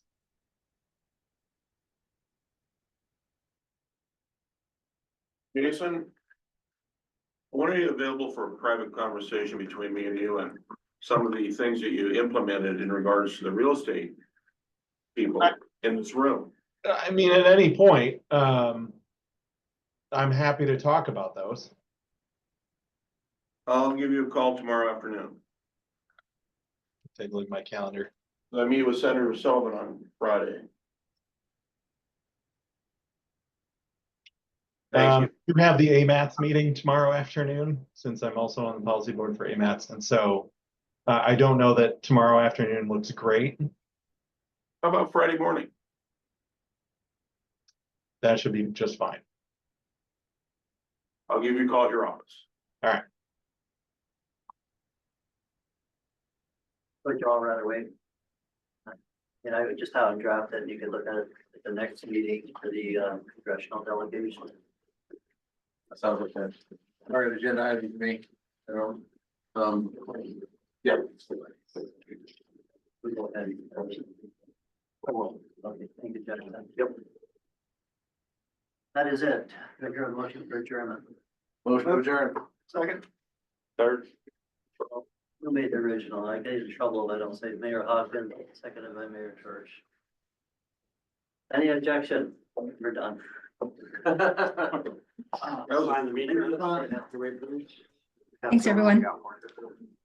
Michael?